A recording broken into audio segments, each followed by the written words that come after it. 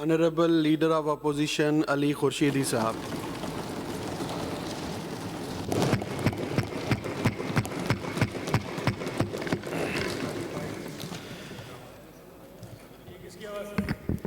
आउज़ुबिल्लाहि मिनश्शैतानिर्रजीम बिस्मिल्लाहिर्रहमानिर्रहीम। स्पीकर साहब, तकरीर की इब्तदा से पहले मैं सबसे पहले अल्लाह पाक का शुक्र अदा करूँगा कि अल्लाह पाक ने मुझे एक मरतबा फिर यहाँ सूबाई असम्बली का मेंबर बना के मुंतखब किया। मैं आवाम के वोटों से इस सूबाई असम्बली का मेंबर बना और उसके बाद अपनी जमात, उनके कायदीन चेयरमैन डॉक्टर खालिद मकबूल सिद्दीकी भाई का, मरकज़ी कायदीन सैयद मुस्तफ़ा कमाल भाई, फ़ारूक सत्तार भाई और जितने मरकज़ी कायदीन हैं उनका शुक्रगुज़ार हूँ, अपने कारकुनान का शुक्रगुज़ार हूँ कि उन्होंने जो है मुझे इस अहम और इम्पॉर्टेंट मनसब पर अपोजिशन बहैसियत अपोजिशन लीडर मुझे मुत्तहिदा कौमी मूवमेंट में ज़िम्मेदारी दी इस असम्बली में।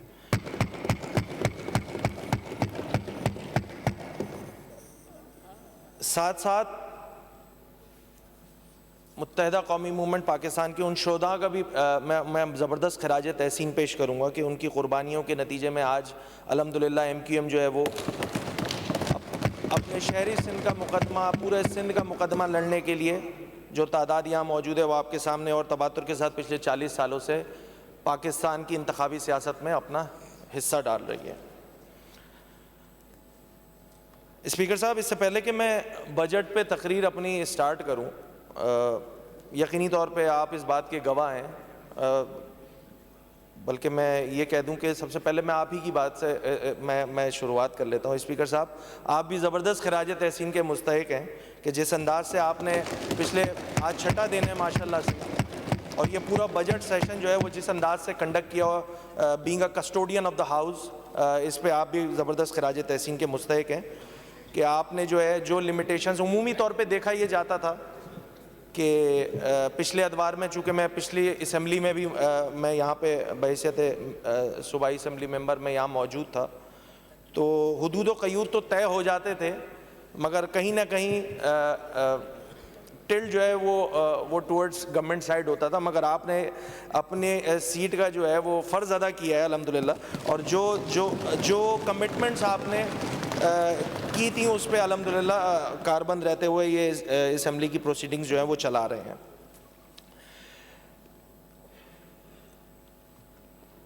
स्पीकर साहब, CM साहब, हम पिछले 5 साल, ये छठा साल है, यकीनी तौर पे जब वो अपनी रैप अप स्पीच करेंगे तो वो इस बात का ज़रूर इस बात का तस्करा करेंगे कि मैं अपोजिशन साइड की तमाम तकारीरें सुनता हूँ, और ये बिल्कुल सही बात है कि CM साहब जो हैं वो तमाम चीज़ें जो है वो नोट डाउन भी कर रहे होते हैं, या कोशिश भी करते हैं कि जितना वक्त वो बैठ सकें, और फिर उस पर जितने भी जवाबात हैं वो यकीनी तौर पे वो जो मुनासिब समझते हैं जिनके जवाबात देना उनके जवाबात भी देते हैं। इस दफ़ा मैंने भी ये कोशिश की कि लगभग तमाम ही वक्त जो है वो, चाहे वो अपोजिशन साइड से तकारीर हो रही हो, चाहे वो हुकूमती साइड से तकारीर हो रही हो, मैंने जो है बड़े गौर व खौस के साथ इन तमाम तकारीरों को सुना। अगर मैं अपने बाएं जानिब जो हुकूमती अरकान हैं उनकी तकारीर को अगर मैं समराइज़ करूं तो 10 मिनट का टाइम स्पीकर साहब आपने तमामी मेंबरान को दिया हुआ था असम्बली के, और उन 10 मिनट में जो हुकूमती साइड से तकारीर हुई हैं उसको मैंने सम अप किया है। तो वो इस तरह किया है कि शुरू के जो 1 था 4 मिनट हुकूमती अरकान की जानिब से जो तकारीर हो रही थी वो यकीनी तौर पे अपने लीडरशिप का शुक्रिया अदा करते थे। वो स्टार्ट अपनी स्पीच का जो है वो इस तरह करते थे कि जी मेरी लीडरशिप का शुक्रिया, उन्होंने उनको MPA का टिकट दिया और MPA बने और इस असम्बली के ऐवान में आ गए, और 4 मिनट तक लीडरशिप की तारीफ़ करने के बाद CM साहब की तारीफ़ करते थे, उसके बाद हेल्थ मिनिस्टर साहिबा की तारीफ़ करते थे, दीगर वज़रा की तारीफ़ करते थे, और ख़ासकर ट्रांसपोर्ट मिनिस्टर की ज़रा ख़ास अंदाज से तारीफ़ भी करते थे। मगर जैसे ही 4 मिनट का अरसा गुज़रता था और घड़ी की जो सुई है वो 5वें मिनट पे आती थी, तो 5वें मिनट के बाद जो 3 बातें मुझे लगी हैं, जो तमाम मेंबरान असम्बली ने उसको बड़ा फोकस्ड अंदाज से किया कि भाई तारीफ़ कर ली सूबाई हुकूमत का बजट बड़ा ही ज़बरदस्त बजट है, इससे अच्छा बजट बनाया नहीं जा सकता था, तारीफ़ों के कलमात कर कर कर कर कर कर जैसे ही 5वां मिनट आता था तो ये 3 बातें मैंने निकाली हैं। और मैं कोशिश करूँगा, मुझे मेरी सिंधी इतनी अच्छी नहीं है मगर मैं कोशिश करूँगा वो तीनों बातें जो है वो सिंधी में जो कही जाती थी मैं उसको रिपीट करूँ कि तमाम मेंबरान ये कहते थे कि असा वट स्कूल जी खोट आए। जब अपनी कॉन्स्टिट्यूंसी की बात होती थी तो कहते थे जी असा वट डिस्पेंसरी जी खोट आए, स्टाफ जी कमी आए। और एक और बात कि ट्रांसपोर्ट मिनिस्टर तमाम सुठो कम करे हुआ बट असा जी गुजारिश है जी असा डिस्ट्रिक्ट जे लाए असा कॉन्स्टिट्यूंसी जे लाए ट्रांसपोर्ट का इंतज़ाम किया। तो कहने का मकसद इतना सा है कि बहुत सारी तकरीर जो हुकूमती साइड से हुई थी उसमें ये बात बार बार कही जा रही थी कि जनाब अपोजिशन का तो काम ही है तनकीद करना, अपोजिशन को तो कुछ अच्छा नज़र आएगा नहीं। नहीं जनाब, आप अगर अच्छा काम करेंगे तो इतनी इखलाकी जुर्रत और इतना इखलाकी ज़र्फ मौजूद है कि हम अच्छे कामों को अप्रिशिएट करेंगे और हम आपके साथ खड़े होंगे उन अच्छे कामों में।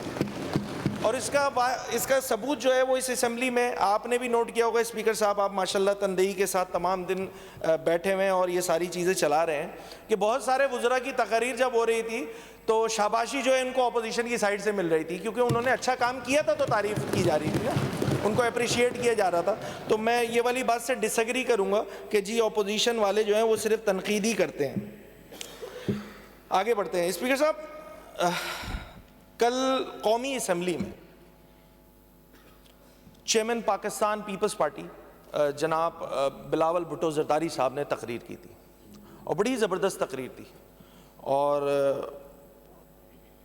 मैं उनके पॉइंटर्स जो उन्होंने उस तकरीर में कहे थे वो मैं चाहूँगा कि वो अपने भी जो इस तकरीर जो मैं बहैसियत अपोजिशन लीडर कर रहा हूँ मैं वो पॉइंटर्स जो है वो मैं स्पीकर साहब आपके साथ शेयर करूँगा। बिलावल भुट्टो साहब कौमी असम्बली की तकरीर में बताते हैं, अच्छा वो जब मैं इस तकरीर सुन रहा था स्पीकर साहब बिलावल भुट्टो जरदारी साहब की तो मुझे ऐसा लग रहा था कि शायद वो सिंध हुकूमत का बजट उनके सामने रखा हुआ है और वो उस पर अपनी तकरीर कर रहे हैं। मुझे ऐसा लगा, मुझे इम्प्रेशन आया। मुझे कैसे आया, मैं उन्हीं के जो तमाम जो उन्होंने तकरीर की है मैं बस उनकी बातें ही कोट करूँगा, कोशिश करूँगा कि तमाम बातें उसी तरह कम्युनिकेट की जाएं। उन्होंने पहली बात की थी कि हुकूमत टैक्स में बड़े लोगों को लाने में नाकाम रही है। तो ये सूरत हाल तो मुझे ऐसा लगा कि वो शायद सिंध हुकूमत की बात कर रहे हैं क्योंकि इस बजट में भी जो टैक्स नेट है उसको ब्रॉड करने के बजाय जो टैक्स ऑलरेडी पे किया जा रहा है उसी को मज़ीद टैक्स किया जा रहा है। जो टैक्स जो लोग मौजूद है उनको मज़ीद टैक्सेशन की जा रही है, कहीं 100%, कहीं 200%, कहीं 300%।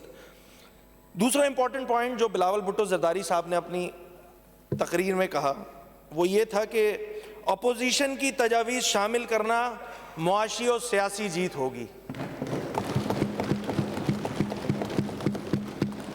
इसका मतलब ये हुआ कि शायद वो मुआशी और सियासी जीत सिंध में हासिल नहीं की गई है क्योंकि यहाँ पर अपोजिशन की तजावीज़ को खातिर में नहीं लाया गया सिंध हुकूमत की तरफ से।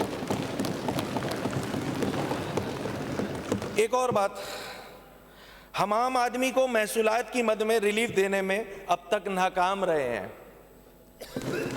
ये सिंध की भी सूरत हाल ऐसा ही है स्पीकर साहब। फिर आगे बढ़ के वो वज़ीर आज़म से एक इल्तमास करते तो मैं इसको थोड़ा सा चेंज कर देता हूँ उनके स्टेटमेंट को। मैं वज़ीर आज़म की जगह यहाँ पे रिप्लेस कर देता हूँ वज़ीर आला। वज़ीर आला सिंध से इल्तमास है कि बड़ी बड़ी लॉबीज़ का मुकाबला करने के लिए कदम उठाएं।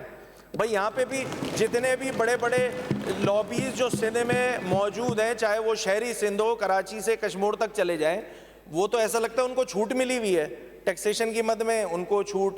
यहाँ जो बड़े बड़े जो यहाँ महल्लात बनाए हुए हैं, चाहे वो शहरी सिंध हो चाहे वो देही सिंध हो, सूबाई हुकूमत उनका मुकाबला करने के लिए, कदम उठाने के लिए अभी तक तो तैयार नहीं हुई है।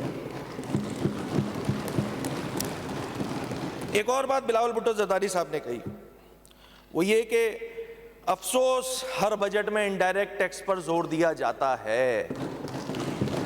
तो मैंने ऐसा ही नंबर्स निकाले 2018, 19, 20, 21, 22 और फिर उन्होंने आगे एक और बात कही कि इस बजट में 70 से 80% इनडायरेक्ट टैक्सेस हैं। तो मैंने सिंध का इनडायरेक्ट टैक्स का बजट निकाला कि कितनी टैक्सेशन करते हैं ये सिंध हुकूमत इनडायरेक्ट टैक्सेस की मद में, तो वो 85%, 72%, 94, 91, 87। तो मुझे ऐसा लग रहा था कि ये बिल्कुल सिंध के बारे में तमाम बातें कर रहे हैं जो चेयरमैन बिलावल भुट्टो जरदारी साहब ने कल कौमी असेंबली में कही। एक और बात कही उन्होंने, और बड़ी इंपॉर्टेंट बात है, और मैं उससे बिल्कुल तमाम ही बातों से एग्री करता हूँ, आगे मैं बढ़ता हूँ, कि हमसे मशवरा किया जाता तो मुस्बत तजावीज़ देते। स्पीकर साहब, प्री बजट इस पॉइंट ऑफ ऑर्डर पे मुझे याद है कि हमारे मेंबर सूबाई असेंबली हैं, साबिर भाई हैं, ताहा भाई हैं, दोनों ने इस बात पे इस पॉइंट ऑफ ऑर्डर पे बात की थी कि प्री बजट डिस्कशन अगर हो जाती तो वो ज़्यादा बेहतर अंदाज से चीज़ें हम कैरी कर रहे होते, और जो हमारी इन्वॉल्वमेंट या हमारे मशवरे थे वो अगर इस बजट में इनकॉर्पोरेट हो जाते तो शायद बेहतर अंदाज से हम इस बजट को ले रहे होते। आगे चलते हैं। दो तीन इंपॉर्टेंट बात उन्होंने कही, मैं इकट्ठा उसको कह देता हूँ। बिलावल साहब ने ये फरमाया कि उम्मीद है माहौलियाती तब्दीली के मसले को संजीदगी से लेंगे। अब स्पीकर साहब, मैं इस माहौलियाती तब्दीली पे मैं डिटेल डिस्कशन बाद में करूँगा। और फिर उन्होंने आगे एक और बात कही कि आने वाली नस्लें हमसे पूछेंगी कि आपने माहौलियाती तब्दीली के लिए क्या किया, और क्या किया सिंध हुकूमत ने, ये मैं आपको आगे चल के बताऊँगा। माहौलियाती तब्दीली आने वाली नस्लों का मसला है, ये सीरियसनेस बता रही है लीडरशिप की कि वो कितना कंसर्न रखते हैं इस माहौलियाती तब्दीली को लेकर, और सिंध हुकूमत इस पे क्या काम कर रही है मैंने जैसे बता दिया कि मैं आगे चल के बताऊंगा। एक और इम्पॉर्टेंट बात, और उसके बाद मैं आगे बढ़ूंगा। उन्होंने कहा कि इस्लामाबाद में बैठे सरकारी बाबू ज़मीनी हक़ाइक़ से आगाह नहीं। भाई, हमारा भी यही रोना है जो यहाँ पे सरकारी, एक तो बैड गवर्नेंस को अगर हम टारगेट कर रहे होते हैं हुकूमत की, तो उसमें सियासी यकीनी तौर पे जो मिनिस्टर्स हैं या जो अवामी नुमाइंदे हैं जिनके पास पोर्टफोलियो मौजूद होता है, लोकल गवर्नमेंट है, हेल्थ है, एजुकेशन है, दीगर चीज़ें हैं, उसके साथ साथ जो ये ब्यूरोक्रेसी यहाँ पे बैठी हुई है उनका भी लेना देना कोई नहीं होता स्पीकर साहब, क्योंकि 5 साल बाद अवामी लोगों ने आवाम के पास जाना होता है और उनसे जवाबदेही हो रही होती है। ये सरकारी बाबू तो इनको तो वोट नहीं लेना होता, ये तो 30-30 साल के लिए आते हैं। तो बात यह है कि मुझे ये सारी तकरीर जो मैंने आपको कोट की है बिलावल साहब की, ऐन उस तरह मुझे लग रहा है कि ये सारे मसले जो उन्होंने इस्लामाबाद में कौमी असम्बली में बतलाए, ऐन वही मसले ख़ुद सिंध हुकूमत जो है वो सारे काम करने में बुरी तरह नाकाम हुई है। क्या ही अच्छा होता कि ये सारे मसाइल जिनका तस्करा किया गया है बिलावल साहब ने अपनी स्पीच में, और बड़ी ज़बरदस्त स्पीच थी आई मस्ट से, कि वो सिंध हुकूमत अगर कर लेती तो उनकी बात में और ज़्यादा असर होता कि हमारे पास एग्ज़ाम्पल, ख़ुद पीपल्स पार्टी के पास एक एग्ज़ाम्पल मौजूद होती कि देखिए हम सिंध हुकूमत में ऑलरेडी ये काम कर रहे हैं और हम ये चाहते हैं कि इस्लामाबाद में भी ये काम हो ताकि मुल्क की बेहतरी हो, मुल्क की फलाह हो, मुल्क की बहबूद के लिए बेहतर अंदाज से काम किया जा सकता है। स्पीकर साहब, सीएम साहब ने जब अपने ये बजट स्पीच पेश की तो इसमें शुरू में बजट के इन्होंने अपने 5 साला कारकर्दगी के बारे में भी बताया, चूँकि इससे पहले भी वो 5 साल तक माशाल्लाह से सूबे के चीफ़ एग्जीक्यूटिव रहे थे, और यकीनी तौर पे उनको बताना भी उनका बनता था कि उन्होंने पिछले 5 सालों में क्या क्या चीज़ें कहीं, क्या क्या अचीवमेंट्स किए हैं।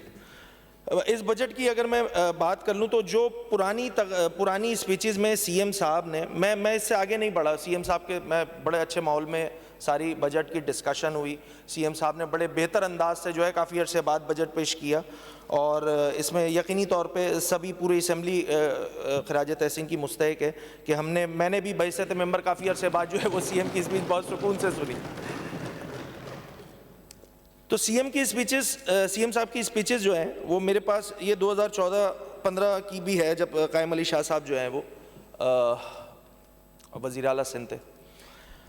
CM speeches chief executive, CM सूबे का चीफ एग्जीक्यूटिव होता है स्पीकर साहब, और वो यकीनी तौर पे अगर वो इस असेंबली के फ्लोर पे खड़े होके बजट से रिलेटेड बातें कर रहा होता है तो जो सिंध में रहने वाली आवाम है, 6 करोड़ से ज़ायद की जो इस सिंध की आबादी है उसमें रहने वाली जो आवाम है वो ये एक्सपेक्ट करती है, और बिल्कुल उनका एक्सपेक्ट करना बनता है कि जी चूँकि हमारे सूबे का चीफ एग्जीक्यूटिव जो है वो अपने सूबे की बजट की स्पीच में ये बातें कर रहा है, तो उसकी इम्प्लीमेंटेशन तो होनी ही होनी है, उससे आगे पीछे डाइवर्ट नहीं किया जा सकता। मैं इससे पहले कि मैं ये वाली बजट की स्पीच पढ़ता स्पीकर साहब, मैंने सोचा कि चूँकि सीएम साहब ने भी पिछले 5 सालों का हवाला दिया है, तो मैंने सोचा कि मैं भी पुरानी कुछ स्पीचेस जो हैं उसको निकाल के उसमें से कुछ पॉइंट्स जो थे वो मैं आपके साथ शेयर कर लेता हूँ। 2014-15 का बजट था। ट्रांसपोर्ट मिनिस्टर साहब बड़ा अभी ज़बरदस्त डिटेल बता रहे थे कि जी ट्रांसपोर्ट डिपार्टमेंट में कैसा काम हुआ, ज़बरदस्त हम काम कर रहे हैं। मैं उनको बताना चाहूँगा कि ये जो जिस येलो लाइन प्रोजेक्ट की बात कर रहे थे ट्रांसपोर्ट मिनिस्टर साहब कि हम बना रहे हैं, हम कर लेंगे, बस अभी हम करने ही वाले हैं, हम अगले साल कर लेंगे, ये वाली जो बातें हो रही थी, यकीन जानिए ये 2014 और 15 की बजट स्पीच है सीएम साहब के, जिसमें येलो लाइन प्रोजेक्ट बनाने को तैयार खड़ी थी सिंध हुकूमत। मैं इसको पढ़ देता हूँ थोड़ा सा। BRTS yellow line project which is first of many metro bus projects for the citizens of Karachi and will operate along the Korangi 8000 road leading up to city centre. अब मुझे ये बताइए स्पीकर साहब कि 2014 और 15 में भी येलो लाइन BRT बनाई जा रही थी, अगर मैं इस बजट की बुक को, सीएम साहब की स्पीच को मैं कोट करूं। आगे चलते हैं। एक और इम्पॉर्टेंट टॉपिक, एक और इम्पॉर्टेंट सीएम साहब की स्पीच में ये पॉइंट था।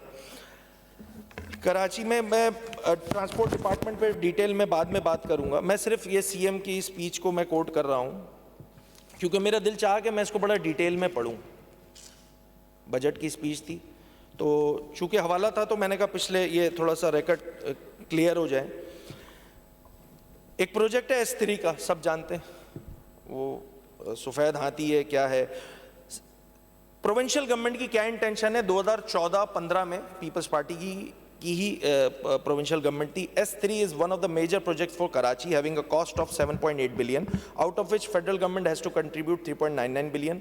1,000 million has been allocated for S3 in this budget, while federal government has not kept any allocation for this project in its budget. Only when I strongly raise this issue with the federal government, they are compelled to keep an allocation of 200 million for this project in their budget. इसी के बाद K4 की detail दी गई है। Another mega project for Karachi, K4, which has been approved by ECNIC at the cost of 25.552 billion. Obviously जो पुरानी जो cost थी उसकी यही थी, with 50% share of government of Sindh.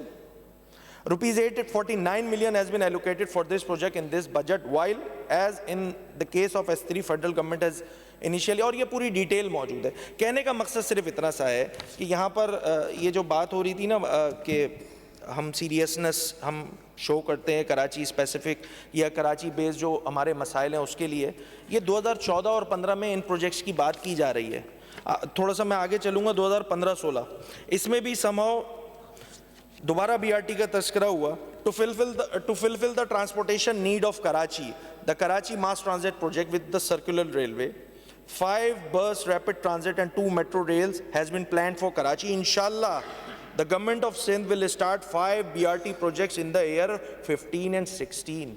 Speaker साहब, ये 15 और 16 में सिंध हुकूमत कमिटमेंट कर रही है इस सूबे की आवाम से, इस शहर की आवाम से कि हम 5 BRT प्रोजेक्ट 2015 में स्टार्ट कर देंगे। फिर आगे बता रहे हैं these includes the yellow line which passes through, detail है मौजूद। इसी तरह ऑरेंज लाइन प्रोजेक्ट की बात की जा रही है, रेड लाइन प्रोजेक्ट की बात की जा रही है, ब्लू लाइन प्रोजेक्ट की बात की जा रही है, ब्राउन लाइन MRT की भी बात इसमें तस्करा हुआ था, नागन चौरंगी टू लांडी, उस पर वो चाइनीज से बात हो रही थी, इसमें डिटेल मौजूद है।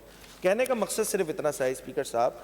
इसी तरह S3 और K4 की बात 2015-16 में भी की गई, और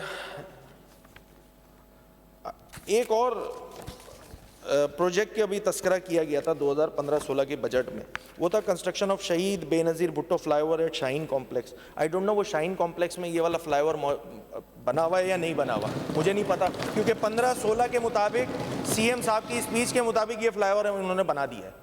ये जो बात कर रहे हैं ना कि जी यहाँ पे एलोकेशन इतनी ज़्यादा है, शहर कराची के लोगों को क्यों नहीं नज़र आता हम इतना काम कर रहे हैं, तो मैं बस यही जानना चाह रहा था इन तमाम डॉक्यूमेंट्री एविडेंस के साथ कि शायद मैं गलत सोच रहा हूँ या कुछ वाकई सिंध हुकूमत ने जो है वो ये काम कर दिया है। एक और बात इस 15-16 के बजट में की गई थी, और इस पे मैं आगे लोकल गवर्नमेंट में डिटेल में बात कर लूँगा।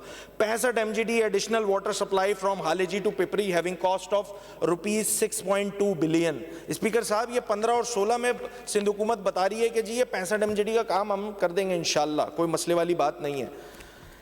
एक और ये कोरंगी वाले ज़्यादा मुझसे बेहतर अंदाज से बता सकेंगे, एज पर माई इन्फॉर्मेशन ये काम भी शायद नहीं हुआ हुआ कि reconstruction and rehabilitation of jam Sadiq bridge Korangi. Speaker साहब, 15-16 की स्पीच के मुताबिक ये काम इन्होंने कर दिया है सिंध हुकूमत ने। ये जो बार बार ये बात कही जा रही है कि कराची स्पेसिफिक बात करते हैं, हम इतना काम करते हैं, नज़र क्यों नहीं आता, तो ये काम ये सीएम की स्पीच, ये बजट में एलोकेशन की हद तक ही रहता है। ग्राउंड पे आने में इसको दिहाइयाँ लग जाती हैं। स्पीकर साहब, ये काम नीचे आ नहीं पाता।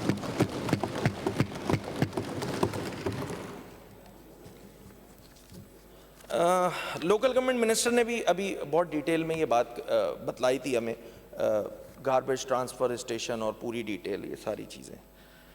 स्पीकर साहब, मैं 15-16 की स्पीच उठाऊं और ये सॉलिड वेस्ट मैनेजमेंट का जो पूरा ये पढ़ूँ ना अगर डिटेल, तो 15-16 में सिंध हुकूमत जो है वो ये काम करने लग गई थी, स्टार्ट हो गई थी, और उन्होंने कहा था कि जी हम 18-20 महीने में ये काम कंप्लीट भी कर देंगे कि हम गार्बेज ट्रांसफ़र स्टेशन भी बना देंगे। जब कचरा आएगा तो उसको सेग्रीगेट भी कर देंगे, उसमें से बिजली भी पैदा कर लेंगे, उस बिजली को हम के इलेक्ट्रिक को बेच भी देंगे। मतलब क्या मजाक लगाया हुआ है स्पीकर साहब। 15-16 के मैं बजट की तकारीर में को कोट कर रहा हूँ। अगले साल चल लेते हैं स्पीकर साहब, 2016-17, इसमें भी वही दोबारा घूम फिर के हर साल 2014 से ईमानदारी के साथ सिंध हुकूमत बता रही है कि हम बीआरटी बनाने के लिए रेडी हैं। 2015-16 में नहीं बना, 2014-15 में नहीं बना, फिर 16-17 में वही वाली बात दोबारा रिपीट की जा रही है। इस दफ़ा कुछ नए अंदाज से की जा रही होगी। Government of Sindh is committed to provide reliable and good quality transport both private and public at affordable cost in urban and rural areas in the province in order to efficiently handle the public private partnership। फिर उन्होंने detail बताई, आगे जाके मैं बहुत ज़्यादा नहीं इसकी डिटेल में जा रहा। फिर उन्होंने बताया कि हम येलो लाइन बीआरटी बनाने के हमारी इंटेंशन ये कि हम इस साल जो है वो येलो लाइन बीआरटी बना देंगे। फिर इस बजट की स्पीच में जो कि 2016-17 में की गई थी, इन्होंने ऑरेंज लाइन दोबारा बना दी इस साल। फिर ये बताया गया कि इस दफ़ा हम रेड लाइन बीआरटी बना देंगे और एलोकेट भी कर दिया हमने अमाउंट, और हम सारा काम इसमें कंप्लीट कर देंगे। अच्छा, फिर आगे एक और ग्रीन लाइन का भी तस्करा किया इन्होंने। BRT green line started from Sujani town and ends at municipal park M A Jinnah road and it's being financed by federal government at a cost of 16 billion. अच्छा, ट्रांसपोर्ट की बात हो रही है ना, सूबाई सतह पे जो अपने प्रोजेक्ट्स है वो तो हो रहे नहीं थे, तो 3 साल बाद सिंध हुकूमत ने ये सोचा कि एक काम कर लेते हैं, जो फेडरल वाला काम चल रहा है, फेडरल हुकूमत कर रही है, उसको भी इसमें लिख देते हैं, आखिरी में लिख देंगे federal government is at the cost of 16 billion, ताकि पढ़ने में अगर कहीं मिस्टेक हो जाए किसी से तो वो ये भी समझे कि ये वाले काम में भी कहीं सिंध हुकूमत की कोई ना कोई इन्वॉल्वमेंट शामिल है। फिर इस साल इन्होंने 16-17 पे फिर दोबारा S3 और K4 की बात की।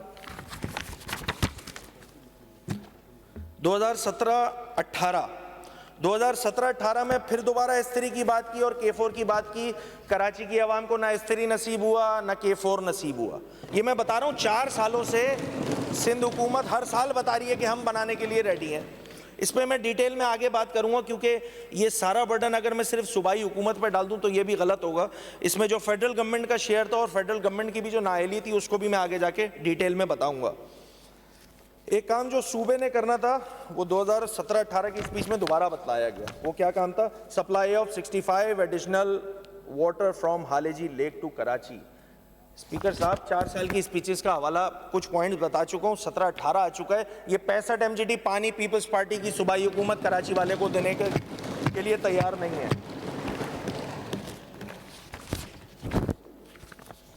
फिर 17-18 में बीआरटी की बात कर रहे हैं स्पीकर साहब, फिर 17-18 में बीआरटी की बात की जा रही है। फिर बताया जा रहा है कि हम इसको 18 महीने में कंप्लीट कर देंगे। ये 4 साल का मैं बता चुका हूँ, 14-15 से स्टार्ट किया है, 17-18 तक सिंध हुकूमत बता रही है कि हमने बीआरटी भी बना देंगे, हम S3 भी कर देंगे, हम K4 भी कर देंगे, हम जो है वो 65 MGD का काम भी कर देंगे, और जो फ्लाईओवर्स हैं वो 2014-15 के बताए में वो आज तक कंप्लीट नहीं हुए। अब चूंकि ये सारे बजट में ये सारे काम तो हो रहे नहीं थे, लिखे जा रहे थे, हो रहे नहीं थे, तो इस दफ़ा सिंध हुकूमत ने एक और अनोखा काम किया।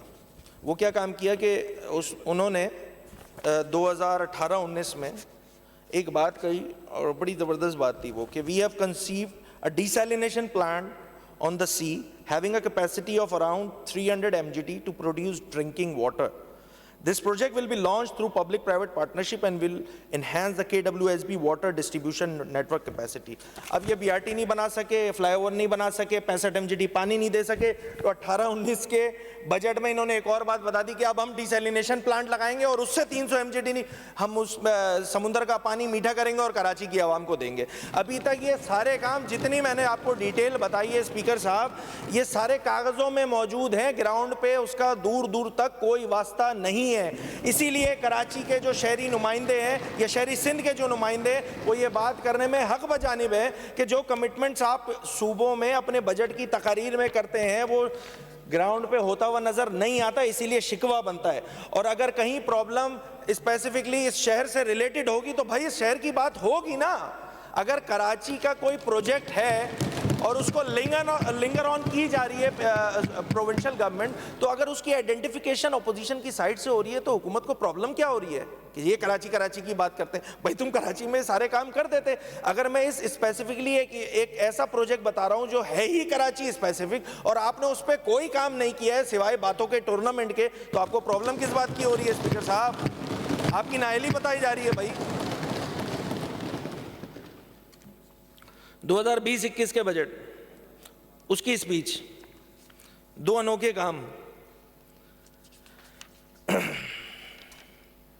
एक स्पेशल इकोनॉमिक जोन बनाया जा रहा था धाबे जी में, उसका तस्करा किया गया। मुझे नहीं पता अब तक वो बना है नहीं बना, यकीनी तौर पे कुछ काम नहीं हुआ, उस पे भी कुछ काम नहीं हुआ है। एक और बात, एक और प्रोजेक्ट दिया गया हुकूमत की जानिब से कि marble city project. Government of Sindh is also working on development of marble city which is industry specific. The project is expected to flourish the industry of stone, granite and marble in Sindh. Government of Sindh has embarked 300 acres of land near northern bypass for this project. यकीन जानिए speaker साहब, इस पे भी ढाक के तीन पात कोई काम नहीं हुआ। ये मैं वो प्रोजेक्ट्स बता रहा हूँ जो कराची स्पेसिफिक है और उस पर आज तक अरसा गुजरने के बावजूद 14, 15, 16, 17 की बातें हैं, स्पीचेस में चीज़ें शामिल हैं और वो काम ग्राउंड पे होता हुआ नज़र नहीं आ रहा। अभी लोकल गवर्नमेंट मिनिस्टर साहब ने एक प्रोजेक्ट की बात बताई थी, तो मैंने उसकी ऐसी डिटेल निकाली सामने और उन्होंने सरसरी सा बताया था और उन्होंने ये भी बताया था कि अभी तक इस पे काम नहीं हुआ है मगर हम कर लेंगे। और वो प्रोजेक्ट है NAD सिंध गवर्नमेंट, ये मैं 2019 की मैं एक रिपोर्ट है वो बता रहा हूँ ट्रिब्यून की। Sindh government approves technology park at NAD, ये 2019 में बताया जा रहा है कि ये अप्रूव कर दिया है। और आज मिनिस्टर साहब यहाँ खड़े होकर बोल रहे हैं कि जी टेक्नोलॉजी पार्क भी हम बनाने जा रहे हैं, बस बना नहीं है, अब अगले साल हम इंशाल्लाह इस पे काम करना शुरू कर देंगे। ये सारे कराची स्पेसिफिक प्रोजेक्ट्स मैं आपके सामने बतला रहा हूँ स्पीकर साहब। अगर उस पे काम नहीं होगा, कराची स्पेसिफिक प्रोजेक्ट्स पे काम नहीं होगा, तो कराची स्पेसिफिक जो कराची के नुमाइंदे वो इस पे बात करेंगे। और अगर आपको बुरी लगती है तो आप अपनी गवर्नेंस ठीक करें, आप इन कामों की एग्जीक्यूशन टाइम पे करें। जो कमिटमेंट आप करते हैं, जिस साल कमिटमेंट करते हैं, कम से कम उसमें तख्ती लगा दिया करें, स्टार्ट तो कर दिया करें कि कहीं कोई उम्मीद बन जाए, कोई तस्कीन हो जाए। वो एक बड़ा प्यारा सा शेर था CM साहब ने अपनी स्पीच में भी, जब फेडरल से पैसे, फेडरल ट्रांसफर कम होते थे ना, तो वो मुझे याद है, गलती से याद रह गया, वैसे शेर व शायरी से मुझे इतना शगफ नहीं है, कि कुछ उम्मीद तो बन जाती, तस्कीन तो हो जाती, वादा ना वफा करते, वादा तो किया होता। तो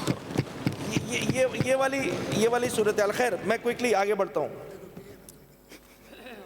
मैं आगे बढ़ता हूँ स्पीकर साहब। 2021-22 एक और प्रोजेक्ट का तस्करा हुआ, उसकी डिटेल में मैं अभी जाऊंगा जब लोकल गवर्नमेंट के वो ADPs का तस्करा करूंगा। बस क्विकली एक बात कर लूँगा स्पीकर साहब। और CM साहब ने, मिनिस्टर साहब ने इस पे बताया कि भाई अगर इस पे ज़्यादा पैसे भी लग रहे होंगे तो इस कराची स्पेसिफिक प्रोजेक्ट के लिए हम इस साल वो वाले भी पैसे लगा देंगे। बड़ी ज़बरदस्त बात की। अभी स्पीकर साहब, मैं CM साहब की, मिनिस्टर साहब की आज की तकरीर पे यकीन करूं या 2021-22 में CM साहब की स्पीच पे यकीन करूं? क्योंकि अगर मैं 2021-22 की CM साहब की इस स्पीच को कोट करूं तो उसमें बड़ी डिटेल में लिखा हुआ था Karachi hub water canal project. उसमें बताते हैं स्पीकर साहब सीएम साहब ये बताते हैं कि government of Sindh believes the provision of clean portable water to the residents of Karachi is its utmost responsibility. The provincial government through KWSB aim to competitively procure a private party to design, build, finance, operate and maintain the Karachi Hub Water Canal project. फिर detail बताई गई कि भाई ये इतनी canal इतने kilometre लंबी होगी, इसकी एस्टिमेटेड कॉस्ट इतनी होगी और हम इसमें जो है वो 2022 में इंशाल्लाह हमारा एग्रीमेंट हो जाएगा और हम इस पे काम करना स्टार्ट कर देंगे। स्पीकर साहब, ये 2021-22 में भी हुकूमत की इंटेंशन ये थी कि हब कैनाल प्रोजेक्ट जो है वो एग्जीक्यूशन उसकी स्टार्ट हो जाएगी। आज हम 2024-25 की बजट की डिस्कशन कर रहे हैं, उसमें भी सिंध हुकूमत आज भी 3 साल बाद वही वाली बात बोल रही है। तो मैं उनकी 2021 वाली बात को मानूं या आज जो मिनिस्टर साहब कह रहे हैं उसकी बात को मानूं? इसी तरह इस बजट में फिर दोबारा धाबेजी स्पेशल इकोनॉमिक जोन की बात की गई थी, ग्राउंड पे कुछ मौजूद नहीं। Waste water treatment plant TP1 ground पे कुछ नहीं। मार्बल सिटी प्रोजेक्ट इस साल फिर दोबारा उन्होंने बता दिया कि भाई हम 300 एकड़ रख रहे हैं। ये किताबों में रखी जा रही हैं स्पीकर साहब, ये जितनी मैंने अभी इतने सारे प्रोजेक्ट्स आपको बताए ना, ये सारे किताबों में रखे जा रहे हैं और बतलाया जा रहा है कि हम कराची के लिए इतना सारा काम कर रहे हैं और ग्राउंड पे इसलिए नजर नहीं आता क्योंकि इस बजट की तकरीर से निकल के ग्राउंड तक पहुंचता नहीं है। अगर ग्राउंड तक पहुंच जाता, टाइमली काम हो जाता, तो स्पीकर साहब इतनी इखलाकी जुर्रत है हमारे अंदर कि हम जो है इसको यहाँ पे एडमिट कर रहे होते कि जी वाकईतन आपने बेहतरीन काम किया है। 2022-23 मैं इतना टाइम पुरानी स्पीचों पे इसलिए लगा रहा हूँ स्पीकर साहब क्योंकि शुरू में खुद सीएम साहब ने 5 साल का हवाला दे दिया, तो मेरी भी इखलाकी जिम्मेदारी बनती थी कि मैं इन 5 साल पे जो है थोड़ा सा तो सारों में ना जाऊं डिटेल में, बस कुछ इंपॉर्टेंट चीज़ें जो हैं वो तो कम से कम तस्करा कर लूँ। 2022-23 फिर इस साल इन्होंने बता दिया कि जी TP1 50 MGD म्यूनसिपल वेस्ट, हम म्यूनसिपल वेस्ट को जो है वो रिसाइकिल कर देंगे, कुछ भी नहीं हुआ। इसी तरह TP4 की बात की गई, अल्हम्दुलिल्लाह कोई काम नहीं हुआ।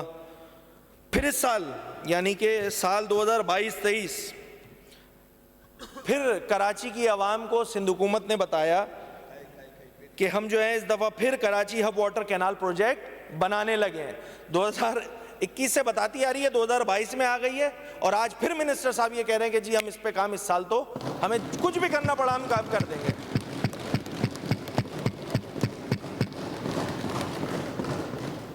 अच्छा, इन सारे पिछले सालों में 20, 21, 22 में स्पीकर साहब आप मिनिस्टर साहब थे, इस सारी बजट तकरीर में ट्रांसपोर्ट का जिक्र कहीं भी नज़र नहीं आया। मैंने बड़ा ढूंढा कि BRT का कहीं तस्करा हो जाए, कहीं कुछ हो जाए, जब आप मिनिस्टर साहब थे।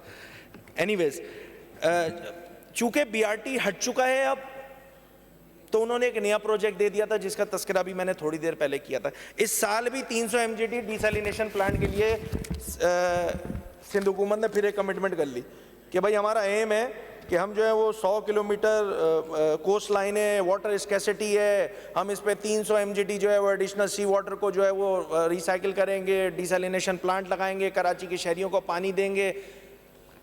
अल्हम्दुलिल्लाह ये सिर्फ इस बजट की स्पीच तक ही महदूद रहा। फिर इन्होंने बताया मार्बल सिटी प्रोजेक्ट, फिर इस साल बता रहे हैं। मुझे ये समझ में नहीं आता स्पीकर साहब, एक काम नहीं होता ना, अगर भाई नहीं हो रहा, सरकारी बाबू जो बजट बनाते हैं ये लोग, भाई नहीं हो रहा आगे पीछे कर दो यार, कम से कम इस ऑपोजिशन को बोलने को तो ना रहे ना। आपका एम्बिशन भी नहीं है, आप काम भी नहीं करना चाहते, और ये सरकारी बाबू हर दफ़ा उठा के ये प्रोजेक्ट लगा देते हैं ताकि ऑपोजिशन को तनकीद का कुछ सामान मिल जाए। तो मुझे तो लगता है ये खुद हुकूमत के खिलाफ साजिश होती है इस तरह की चीज़ें अगर ये स्पीचेस में डाल दी जाती है।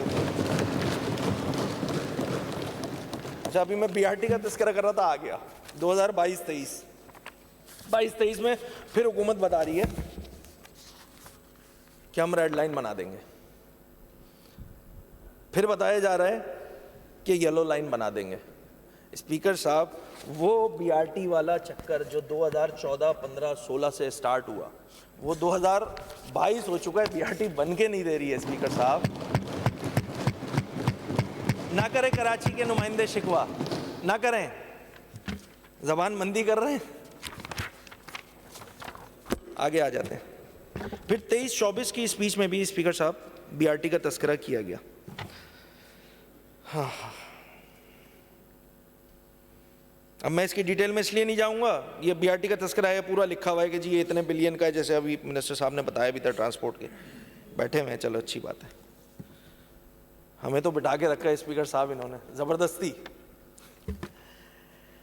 ये रेड लाइन का प्रोजेक्ट जो है स्पीकर साहब, जो इतने सालों से इतनी बजट की स्पीचों में चलता हुआ आ रहा है, आपकी इंटेंशन, अच्छा फिर मिनिस्टर इस पे अगर कोई डिसेंट लॉजिकल जवाब होता ना तो उस पर अपोजिशन कन्विंस हो जाती, इस सूबे के अवाम कन्विंस हो जाते। अब यहाँ पे मलबा उठा के अगर ये बीच में 9 महीने के स्पैन का, ये इतने सालों से आप लोग कमिटमेंट करते हुए आ रहे हैं ना, सिंध हुकूमत वाले ये सारी कमिटमेंट करते हुए आ रहे हैं कि हम जो हैं वो येलो लाइन दे देंगे, S3 दे देंगे, K4 दे देंगे। S3 K4 स्पेसिफिकली मैंने जैसे पहले तस्करा कर दिया, इसमें वफाक भी शामिल है, तो सिर्फ सूबा नहीं। इसी तरह शाहीन कॉम्प्लेक्स पे फ्लाईओवर बना देंगे, 65 MGD पानी दे देंगे, BRT दे देंगे, फिर 65 MGD पानी दे देंगे, डिसैलिनेशन प्लांट दे देंगे, धाबेजी स्पेशल इकोनॉमिक जोन दे देंगे, मार्बल सिटी प्रोजेक्ट दे देंगे, हब कैनाल दे देंगे, TP1 दे देंगे, TP4 दे देंगे। स्पीकर साहब जब ये सारे काम में डिले है आज से नहीं, 2014-15 से, ये मैं सारे जो समराइज किए, ये कोई आज की बात नहीं है, 2 साल के प्रोजेक्ट की बात नहीं है, 3 साल का प्रोजेक्ट नहीं है। इन सारे जो अपने नाअहली और बैड गवर्नेंस है आपकी, जिसको हम टारगेट करने के लिए हम यहाँ पे बजट की स्पीच कर रहे हैं, उन सारे परेशानियों का मलबा ये 9 महीने की इंटरिम गवर्नमेंट को क्यों दे दिया जाता है? सिर्फ ये अपने जो 5-8 साल की जो जिम्मेदारियां हैं, जो वो पूरी करने में सिंध हुकूमत बुरी तरह नाकाम हुई है, उसका मलबा आप उठा के आपने एक विंडो ओपन कर ली, क्योंकि लास्ट ईयर इलेक्शन ईयर था, इंटरिम गवर्नमेंट थी, उठाओ सारा मलबा। रेड लाइन क्यों नहीं चला? ये नहीं चला निगरान हुकूमत की वजह से।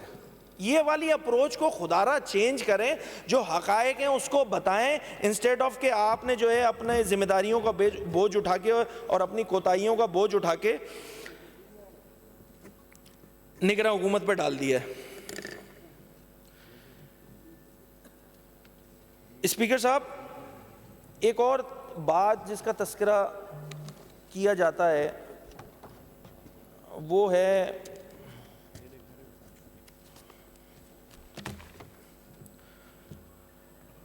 कि जी फेडरल ट्रांसफ़र्स जो हैं वो हमें पिछले 5 सालों में, चूँकि जो 2018 से 23 वाली गवर्नमेंट थी, उसमें हमें यकीनी तौर पर हर साल बजट में, जो मैं जैसे मैंने अभी थोड़ी देर पहले शेर भी सुनाया कि स्पीकर साहब जो CM स्पीच में अपना उन्होंने उसका तस्करा भी किया था, मेरे पास ये बजट एग्जीक्यूशन डेटा पड़ा हुआ है स्पीकर साहब।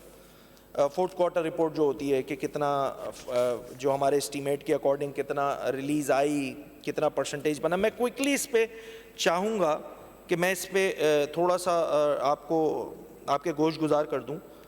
2018-19 में फेडरल ट्रांसफ़र एस्टीमेट था 680.4 बिलियन। 30 जून को रिलीज़ कंप्लीट हुई, वो हुई 623 बिलियन, जो कि लगभग 92% बनता है एक्चुअल एस्टीमेट का। कम था, 8% कम था। इसी तरह 2019 840 बिलियन के एस्टीमेट किया, मिला कितना? 637 बिलियन मिला, जो कि बनता है 76% of the total federal transfer estimate. इसी तरह 2020 की मैं बात कर लूँ, 775 एस्टीमेट रखा गया, आपको मिला 724, जो कि 93% बनता है। 21-22 में चूँकि सूरत हाल चेंज हुई, वफाक में जो है हुकूमत जो है वो PDM की हुकूमत बनी, ख़ुद पाकिस्तान पीपल्स पार्टी उसमें अलाई थी, हम अलाई थे, मुस्लिम लीग नून और तमाम दीगर जमातें थीं। उस साल जो फेडरल ट्रांसफ़र होने थे वो होने थे 884 बिलियन एस्टीमेट किया गया था, and what they actual receive is 932.2, that is 105%। और फिर 2022-23 में भी जो फेडरल ट्रांसफ़र इन्होंने एस्टीमेट किए थे सूबे ने, वो किए थे 1069.6 बिलियन, और एक्चुअली रिलीज़ उनको आई 1080 बिलियन, दैट इज़ 101%, यानी कि एस्टीमेट से भी ज़्यादा उनको रिसीव हुआ। अब ये सारी सूरत हाल तो मुझे समझ में आ रही है कि जी वफाक ने जब PTI की वफाकी हुकूमत मौजूद थी, उसने सिंध के साथ ज़्यादती की है, बट एक ज़िम्मेदारी जो ख़ुद सूबाई हुकूमत की होनी चाहिए वो ये है कि जो प्रोविंशियल रेवेन्यू है, जो प्रोविंशियल रेवेन्यू के एस्टीमेट खुद प्रोविंस कलेक्ट करता है, उसकी सूरत हाल क्या है 2018 से 23 तक, मैं वो क्विकली बताऊँगा। प्रोविंशियल रेवेन्यू एस्टीमेट सूबाई हुकूमत 2018 में रखती है, वो रखती है 289.7 बिलियन। खुद कलेक्ट कितना करती है, वो करती है 189.7 बिलियन, यानी कि टोटल अपने एस्टीमेट का 65% करती है। इसी तरह 2019 की मैं बात कर लूं, प्रोविंशियल रेवेन्यू एस्टीमेट रखते हैं, प्रोविंशियल गवर्नमेंट रखती है 339.5 बिलियन, और वो खुद रिसीव कितना करते हैं 196.6 billion, debt is 58% of the actual estimate. इसी तरह 20 में आ जाए, 66% इन्होंने रिकवरी की, मतलब एस्टीमेट के अकॉर्डिंग जो है वो कलेक्ट किया। 21-22 की मैं बात कर लूं कि जिसमें इनको फेडरल से 100% जो है वो फेडरल ट्रांसफर जो एस्टीमेट किया था उससे ज़्यादा ही मिला।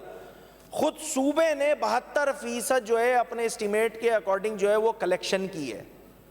इसी तरह 22-23 में आ जाएं कि जिसमें प्रोविंशियल रेवेन्यू जो है सूबा रखता है 466 बिलियन के, हम 466 बिलियन इस दफ़ा कलेक्ट करेंगे, खुद ये 71% कलेक्ट करते हैं। अब भाई एक तरफ शिकवा बंदा उससे करे ना कि जब वो हम तो कर रहे हो आप नहीं कर रहे, तो शिकवा बनता है। फेडरल एक तरफ जो है वो सूबे के साथ ज्यादती कर रही है, फंड की मद में, जो फेडरल ट्रांसफर की मद में जो परसेंटेज है उसके अकॉर्डिंग पैसे नहीं ट्रांसफर हो रहे हैं, फंड नहीं ट्रांसफर हो रहे हैं। एक नाकामी तो खुद आपकी है ना, जो उसको तस्लीम क्यों नहीं किया जाता और उस पर काम क्यों नहीं किया जाता कि प्रोविंशियल रेवेन्यू आपका जो है वो 60 और 70% है, इससे आगे करने को प्रोविंशियल गवर्नमेंट में खुद कैपेसिटी मौजूद नहीं है। भाई आप अपना हाउस तो इन ऑर्डर कर लें, उसके बाद फिर शिकवा करें तो शिकवा समझ में भी आता है। आप अपना हाउस इन ऑर्डर करने के लिए तैयार नहीं है, आप अपनी एस्टिमेट्स के अकॉर्डिंग अपना रेवेन्यू कलेक्ट करने की कैपेसिटी नहीं रखते या तैयार नहीं है, और आगे से क्लेम करते हैं कि जी फेडरल गवर्नमेंट से हमें पैसे कम मिले। और उसके अकॉर्डिंग होता क्या है सर, होता क्या है कि जब ये एस्टीमेट के अकॉर्डिंग पैसे नहीं आते तो ऑब्वियसली चाहे वो उसका डायरेक्ट इम्पैक्ट जो है वो सूबे की डेवलपमेंट पे आता है, सूबे की डेवलपमेंट की जो रिलीज है उस पर फिर कटौती होना शुरू हो जाती है। तो खुद आप इस सूबे के साथ ज्यादती कर रहे हैं अपने प्रोविंशियल रेवेन्यू के जो एस्टीमेट है उसके अकॉर्डिंग कलेक्शन ना करके। वो एक बड़ा प्यारा सा शेर है स्पीकर साहब कि अपनी खराबियों को पसे पुश डालकर, अपनी खराबियों को पसे पुश डालकर हर शख्स कह रहा है जमाना खराब है।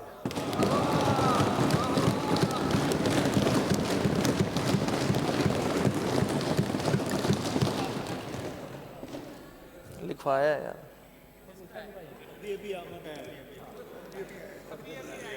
नहीं लिखा हुआ था, पहले ही लिखा हुआ था।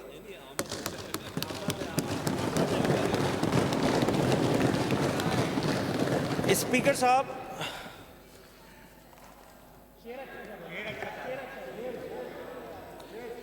थोड़ा एडीपी का तस्करा कर लेते हैं और उसमें कोशिश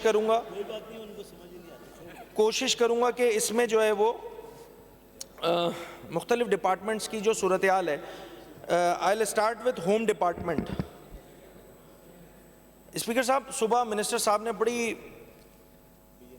ज़बरदस्त किस्म की तकरीर की थी हमारे होम मिनिस्टर सिंध ने कि वो क्या क्या बेहतरीन किस्म के इक़दाम करने लगे हैं। मैं तो सिंध की आवाम को मुबारकबाद पेश करूँगा कि काफ़ी अरसे बाद जो है वो कम अज़ कम इस सूबे को वज़ीर दाखिला तो नसीब हुआ।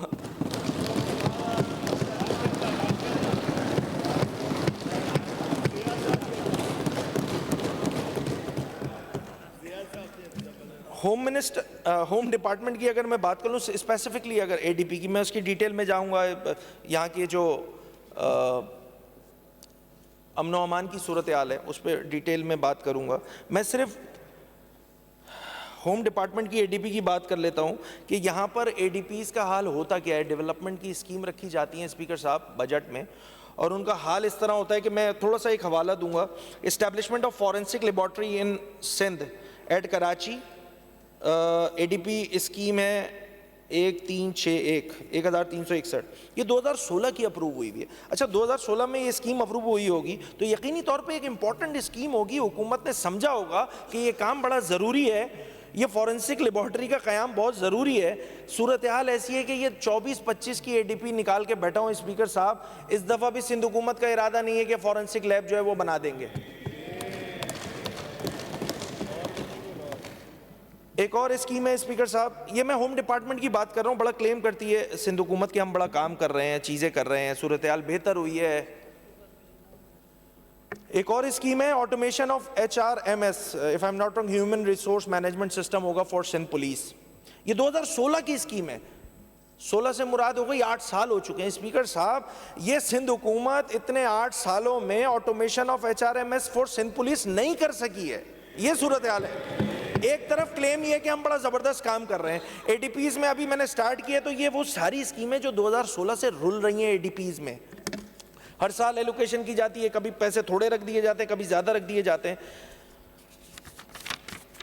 होम डिपार्टमेंट की स्पीकर साहब एक और स्कीम है, construction of multi storied flats for grade 19 and 20 officers Sindh police of Karachi. 2014 की अप्रूव हुई हुई है स्पीकर साहब। ADP का नंबर है 1356। 14 से अप्रूव हो के आज 24 में खड़े हुए हैं और इस साल भी इस ADP में ये स्कीम रिफ्लेक्ट हो रही है। इसका मतलब है ये काम आज तक हुआ नहीं है। ये इनकी प्रायोरिटी बता रहा हूँ, तरजीहात बता रहा हूँ इस सूबे की हुकूमत की कि महकमा दाखिला सिंध का एक इम्पॉर्टेंट मिनिस्ट्री है, अमन व अमान से रिलेटेड ये स्कीमें जो रखी जाती हैं पुलिस से रिलेटेड या इनके डिपार्टमेंट से रिलेटेड, उनका क्या हाल है। इसी तरह construction of residential accommodation for constable and head constable in Karachi. अब फिर कराची आ रहा है, फिर मिनिस्टर साहब को बुरा लग जाएगा, फिर कराची कराची करने लग जाते हैं MQM वाले। भाई आप ही की स्कीम है, इसमें लिखा हुआ है कि construction of residential accommodation for constable and head constable in Karachi. तो ये सिंध पुलिस में जो कराची में ड्यूटी करने वाले हेड कांस्टेबल्स जो साहिबान हैं या कांस्टेबल साहिबान हैं, उनके लिए कोई अकोमोडेशन की कंस्ट्रक्शन हो रही थी। ये 2014 से कंस्ट्रक्शन चल रही है और आज तक कंप्लीट नहीं हुई है। तो उनको बताना चाहता हूं कि इस साल भी आपके जो होम मिनिस्ट्री है आपके लिए अकोमोडेशन करने का इंतजाम करने के लिए तैयार वैयार नजर नहीं आ रही है। एक और स्कीम है टंडो मोहम्मद खान की, 2017 की अप्रूव हुई हुई है स्कीम, और उसमें जो है वो स्कीम की डिटेल ये है कि construction of district police headquarter phase 1 2017 की अप्रूव है। अल्हम्दुलिल्लाह इस साल भी सिंध हुकूमत का इरादा ये है कि हम ये वाला काम नहीं करेंगे। एक और स्कीम है, और मुझे यकीन है कि मिनिस्टर साहब ये सारी स्कीमें नोट कर रहे होंगे, मुझे बिल्कुल यकीन है, उनकी कॉम्पिटेंसी पे मुझे बिल्कुल भी कोई शक नहीं है। एक और स्कीम है construction of district police headquarter Jamshoro. Scheme approve हुई 2017 में। ये जो डिस्ट्रिक्ट पुलिस हेडक्वार्टर है जामशोरो का, तो जामशोरो वाले जो पुलिस वाले उनको मैं बता दूं कि इस साल भी कंस्ट्रक्शन करने का आपके डिस्ट्रिक्ट पुलिस हेडक्वार्टर में सिंध हुकूमत का कोई इरादा शामिल नहीं है, कोई इरादा ही नहीं है इनका।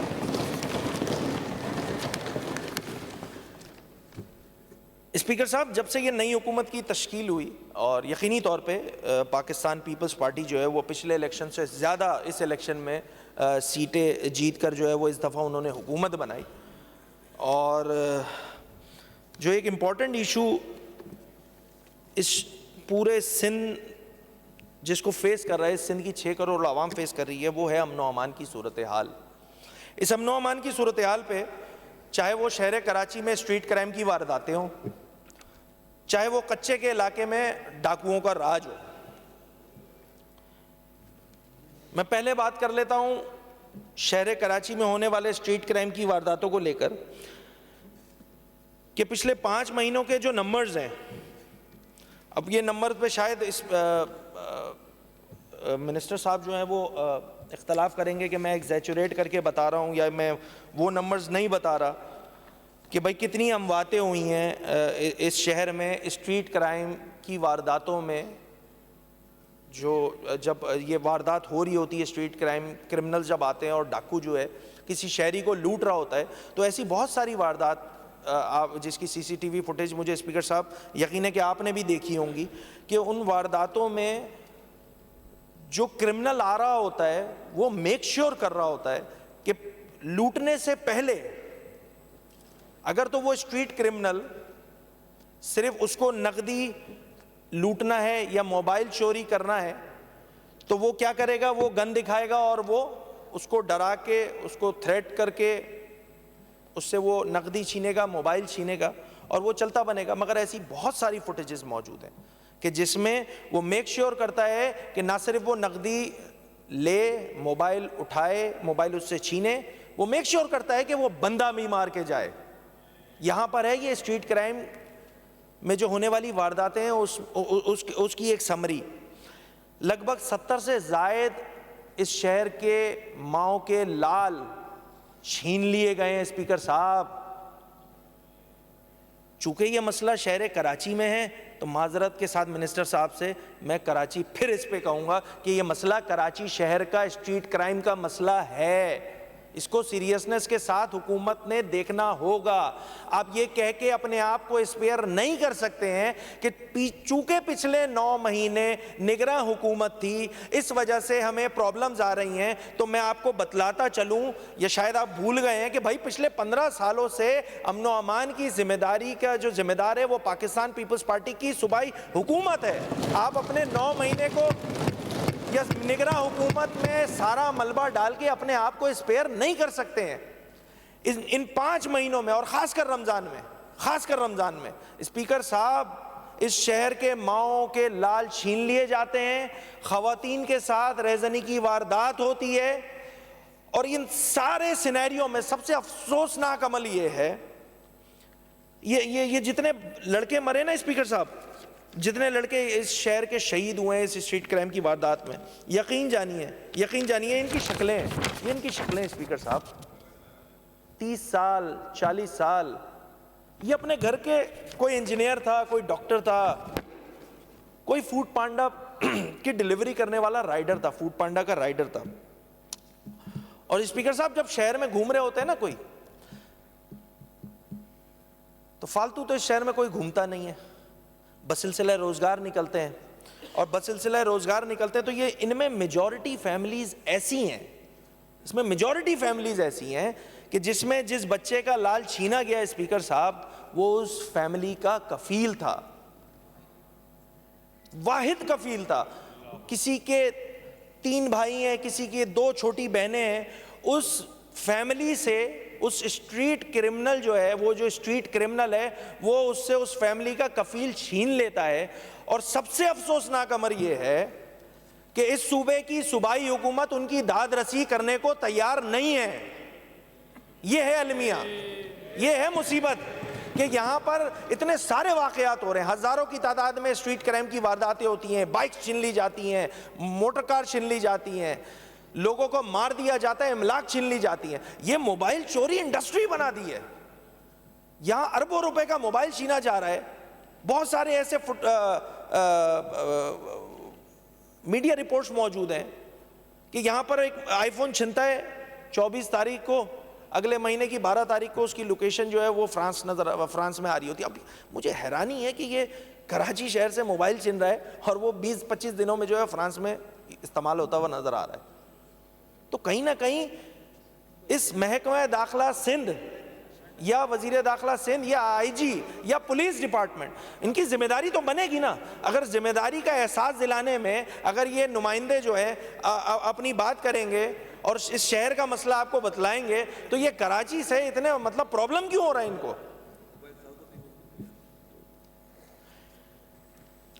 इन सारे मसाइल के हल के लिए, अच्छा फिर मैंने जैसे आपको बताया स्पीकर साहब कि एक तो अमवात होती है तो यकीनी तौर पे उस घर में क्या गुजरती होगी उसका अंदाज़ा बखूबी हम अंदाज़ा ही लगा सकते हैं, एहसास तो कर नहीं सकते। एहसास उस वक्त करेंगे शायद जब अपने घर का जाएगा। मेरे साथ स्पीकर साहब पिछले अदवार में मैं आपको बताऊं, मैं सुबह असेंबली का मेंबर था, 2 मरतबा खुद मेरे साथ स्ट्रीट क्राइम की वारदात हो चुकी है। ये मतलब वो तरजीहात थी हुकूमत की। भाई आप उस इतना इम्पोर्टेंट महकमा है, अगर उसमें अफसरान को आईजी साहब हों, डीआईजी साहब हों, और यकीन जानिए इस हुकूमत की तश्कील के बाद, मैं बहुत ईमानदारी से ये बात कह रहा हूँ, इस हुकूमत की तश्कील के बाद मुत्तहिदा कौमी मूवमेंट पाकिस्तान की जानिब से मुतअद्दिद प्रेस कॉन्फ्रेंस की जाती है और इस इशू को टेकअप किया जाता है, हाईलाइट किया जाता है और हुकूमत को उनकी जिम्मेदारी का एहसास दिलाने की कोशिश की जाती है। Right from the first day इस मसले को MQM पाकिस्तान ने सियासी मसला नहीं बनाया। बड़ी ज़बरदस्त पॉइंट स्कोरिंग हो सकती थी इस सारे इशू को भी लेकर, नहीं बनाया हमने। इसका क्रेडिट भी मुत्तहिदा कौमी मूवमेंट पाकिस्तान को जाता है कि हमने इस मसले को सियासी नहीं एक इंसानी मसले के तौर पे पेश किया ताकि हुकूमत थोड़ा सा अपनी जिम्मेदारी का एहसास करे। मैं तवातुर के साथ मुतअद्दिद प्रेस कॉन्फ्रेंसेस में हुकूमत सिंध से ये मुतालबा करता आया हूँ कि खुदारा जो ये जो इन घर के कफील थे ना, उन घर आप हुकूमत की जानिब से कोई उनकी दादरसी के लिए जाता नहीं है। स्पीकर साहब, हम जाते हैं, शहर के नुमाइंदे हम जाते हैं, और उनके जो जज्बात होते हैं ना उस फैमिली से, तो उसका एहसास उसी वक्त होगा जब आप जाएंगे। हुकूमत सिंध जाने को तैयार नहीं है उन फैमिलीज़ के पास। मुझे बहुत खुशी हुई पिछले दिनों, वो जो ऊँटनी वाला वाक़या हुआ था, जिस ऊँटनी की जो टांग को जो है वो काट दिया गया था, और उस पर हुकूमत ने नोटिस लिया। बड़ी ज़बरदस्त बात है, बहुत अच्छी बात है, मैं इस पर अप्रिशिएट करूँगा। And if I am not wrong कि वो हैदराबाद में शायद एक गधे पे भी कोई मसला हो गया था, उस पर भी नोटिस ले लिया गया था हुकूमत की जानिब से। ये 70 से जायद माओ के लाल छीन लिए गए स्पीकर साहब इस शहर के, और हुकूमत नोटिस तो कुछ उनके घरों पे जाने को तैयार नहीं है। नहीं करें कराची से रिलेटेड बात, नहीं करें ये वाली जो आपकी जो सीरियसनेस है उसको हम टारगेट नहीं करें। मेरी गुजारिश होगी, बल्कि मेरा मुतालबा होगा स्पीकर साहब सिंध हुकूमत से कि खुदारा इन फैमिलीज़ की दादरसी की जाए, और इनको कंपनसेशन की मद में कुछ नहीं कर सकती हुकूमत। भाई कंपनसेट तो कर सकती है ना, मान लेना जाके कि भाई हम आपको तहफ़्फ़ुज़ देने में नाकाम रहे हैं, क्योंकि हमारी जबकि ये आईनी जिम्मेदारी थी, कानूनी जिम्मेदारी थी, हम उस जिम्मेदारी को पूरा करने में बुरी तरह नाकाम हो गए हैं। खुदारा हमें माफ़ कीजिए। कंपनसेशन की मद में उस फैमिली को उनके ऊपर क्या गुजर रही है माशी तौर पर, वो खुद जान सकते हैं। आप उनके जाइए, उनकी डिटेल लीजिए, इसमें हमारी मदद जितनी दरकार होगी MQM पाकिस्तान आपको सपोर्ट करने के लिए तैयार है। उनके कफील छीन लिए, उनके बच्चों को नौकरियां दें, उनके बच्चों को नौकरियां दें।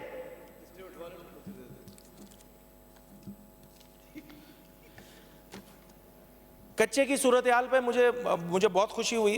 परसों की बात है, जो प्रेसिडेंट ऑफ पाकिस्तान जनाब आसिफ अली जरदारी साहब ने जो है वो इसका नोटिस लिया, और उस पर जो है वो इजलास भी कंडक्ट किया सक्कर में। अगर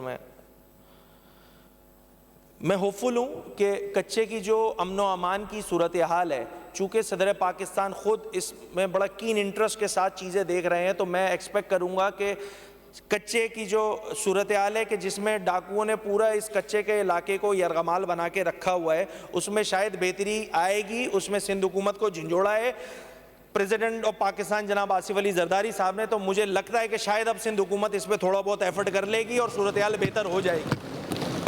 क्योंकि अगर इन्होंने खुद ने काम करना होता सिंध हुकूमत ने, तो वो पिछले 15 सालों से क्या कर रही है वो थोड़ा थोड़ा मैं आपको बता ही रहा हूँ। स्पीकर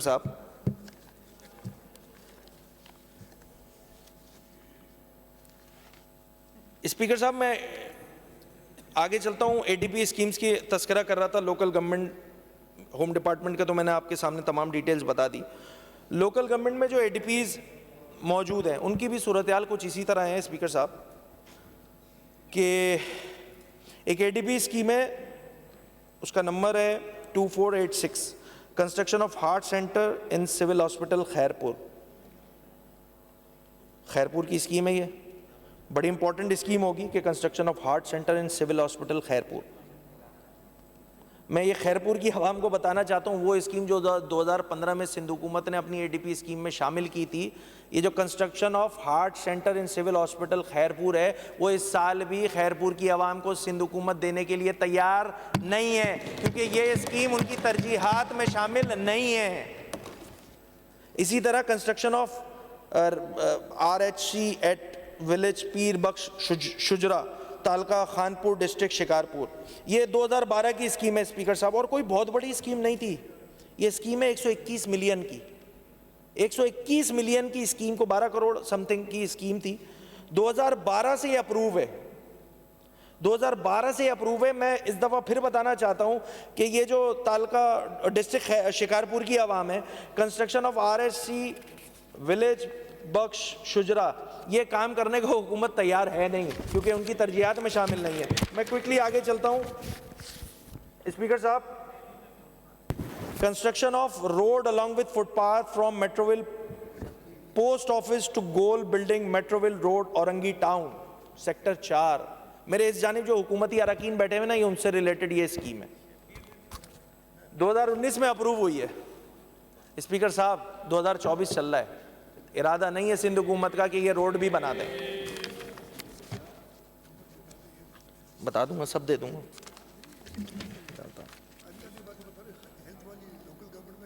है ना, है 3-4 स्कीम ऐसी। एक और स्कीम है स्पीकर साहब, rehabilitation improvement of Hijri road from Mobina town police station to Suparco road. 2019 की अप्रूव है, अभी तक काम कंप्लीट नहीं हुआ। 5 साल हो गए, रोड नहीं बनता। ये रोड जिसकी लंबाई लगभग 3.78 किलोमीटर है, ये लोकल गवर्नमेंट ये बनाने को तैयार नहीं है, और ये बोलती है जी हमने इतने अरब रुपए मख्तस कर दिए, इतने अरब रुपए मख्तस कर दिए, इतने अरब रुपए मख्तस कर दिए। एक और स्कीम है कंस्ट्रक्शन ऑफ, ये हैदराबाद वाले सुन लें, कंस्ट्रक्शन ऑफ शहीद मोहतरमा बेनजीर भुट्टो फ्लाईओवर। नाम का ही पास रख लेते यार ये सिंध हुकूमत वाले स्पीकर साहब, नाम का ही पास रख लेते ये लोग। ये 2016 की स्कीम है स्पीकर साहब, 2016 की स्कीम है, और अगर मैं गलत नहीं हूं तो ये वही अंडरपास है जो शायद आधा बन के गायब हुआ है। मैं गया था पिछले दिनों हैदराबाद, तो मैंने देखा था। एक और स्कीम स्पीकर साहब,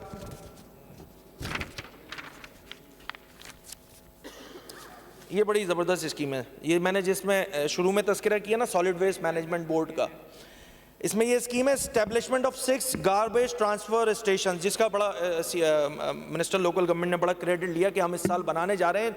4 पे काम शुरू हो गया, 5वें पे थोड़ा सा तनाज़ा चल रहा है, हम बना डालेंगे इसको। ऐसे ही थोड़ी देर पहले उन्होंने तस्करा किया था ना, मैं जरा इसकी डिटेल बता दूं। Establishment of 6 garbage transfer station with metal recovery refuse derive fuel facility in Karachi. ये स्कीम अप्रूव हुई है 2015 में। 2015, 2016, 2017, 18, 19, 20, 21, 22, 23, 24, कौन से साल की बात को यकीन करे ये कराची की आवाम? कौन से साल की बात को यकीन करे? 2015 की स्कीम है स्पीकर साहब, और बड़ी इंपॉर्टेंट स्कीम है, बहुत अच्छी स्कीम होगी, यकीनी तौर पे बहुत अच्छी स्कीम होगी। अभी ट्रांसपोर्ट पे आया नहीं शर्जील साहब, आप जा रहे हैं। एक और स्कीम स्पीकर साहब, development of sanitary engineered existing 2 landfill site and their scientific improvement. एक जाम शाकरो जिसका तस्करा अभी मिनिस्टर साहब ने किया सुरजानी में, और एक है गोंद पास हब रिवर रोड पर है। ये स्कीम भी 2017 से अप्रूव है स्पीकर साहब, और यकीनी तौर पे बहुत ज़रूरी काम होगा जो एडीपी में बताया गया है कि भाई हम डेवलपमेंट कर रहे हैं of sanitary engineered existing 2 landfill site पे। स्पीकर साहब कराची स्पेसिफिक स्कीम है, 2017 से अप्रूव हुई है, 1187 मिलियन की स्कीम है। आज की तारीख तक इस स्कीम पर फ़कत 3 करोड़ रुपए लगाए गए हैं।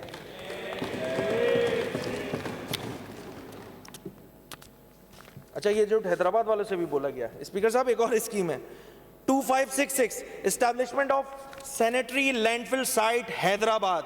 स्कीम अप्रूव होती है 17/2/2017 को। स्कीम की कॉस्ट है 461 मिलियन रुपए। 17, 18, 19, 20, 21, 22, 23, 24 1 रुपए खर्च नहीं करती है हैदराबाद वालों के लिए सिंध हुकूमत।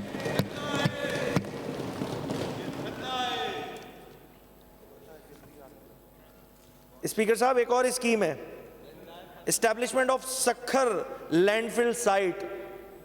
स्पीकर साहब, आप भी शायद सक्खर से ही हैं, ऐसे ही है ना? मैं आपके भी थोड़ा सा नॉलेज में इजाफा कर दूं।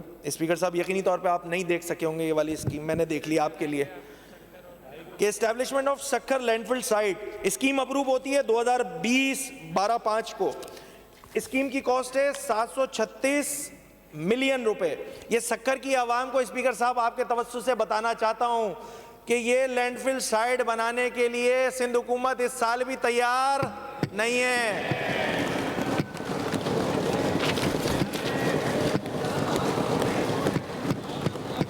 एक और स्कीम है स्पीकर साहब 2496 रेबीज कंट्रोल प्रोग्राम इन सिंध।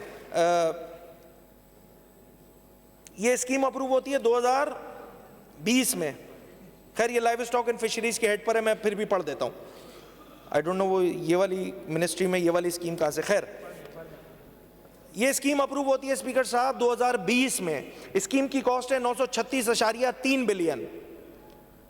20, 21, 22, 23, 24 इस स्कीम पर सिर्फ 10 करोड़ रुपए खर्च किए गए हैं। और ये रेबीज कंट्रोल का इरादा इस दफा भी सिंध हुकूमत का नहीं है, क्योंकि ये इनकी तरजीहात में शामिल नहीं है। एक और बड़ी ज़बरदस्त सकरंड की एक स्कीम है स्पीकर साहब, 2498 उसका नंबर है, और ये स्कीम अप्रूव हुई है 2016 में। सकरंड यानी शहीद Benazirabad, if I am not wrong. Construction of play ground, public park and library at Sakrand town.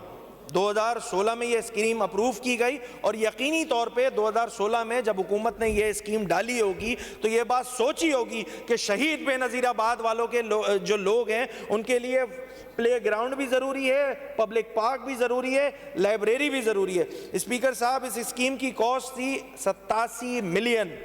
ये स्कीम अप्रूव हुई जैसे मैंने आपको बताया 2016 में। 2017, 2018, 2019, 20, 21, 22, 23, 24 1 रुपए खर्च नहीं किए सिंध हुकूमत ने शहीद बेनज़ीराबाद की आवाम पर।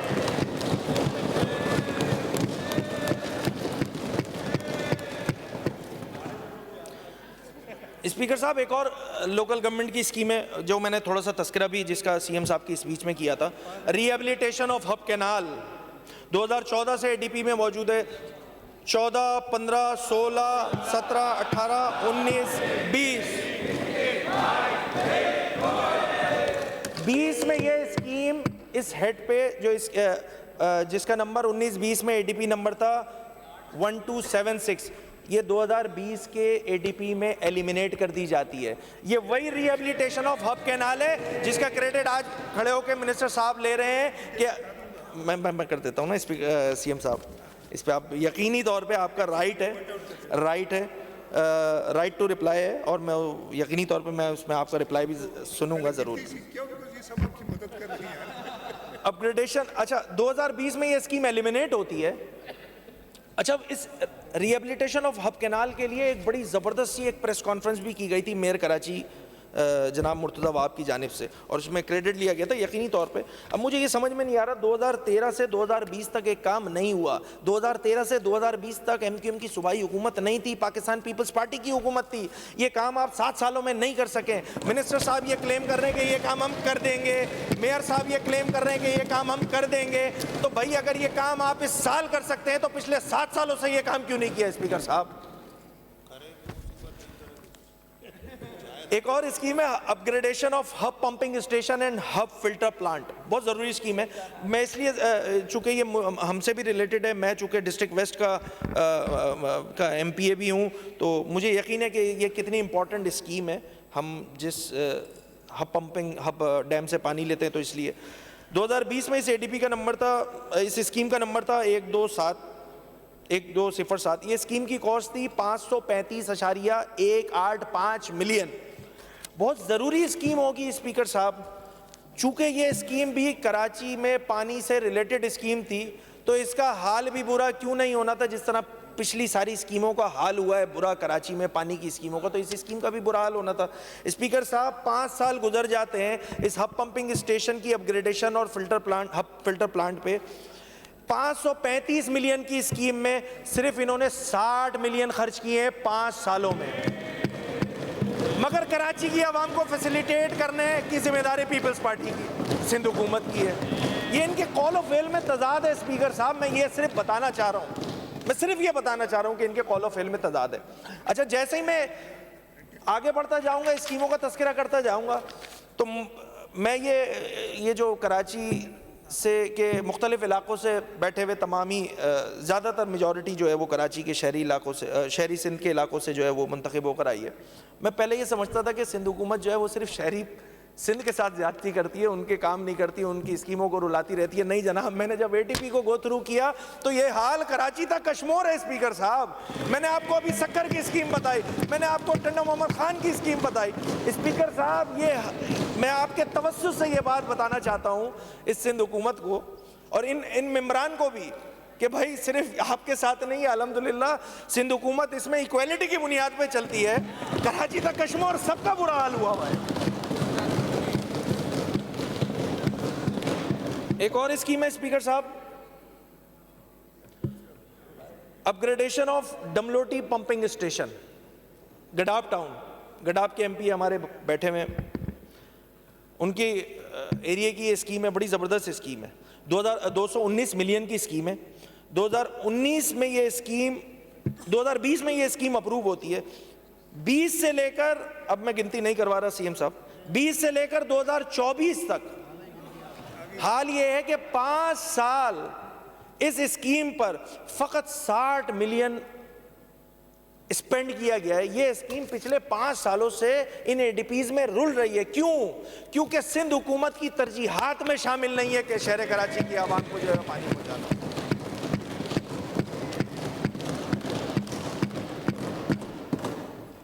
एक और स्कीम है लोकल गवर्नमेंट की, कुछ ज्यादा ही पेज दे दिए हैं लोकल गवर्नमेंट के इन लोगों ने,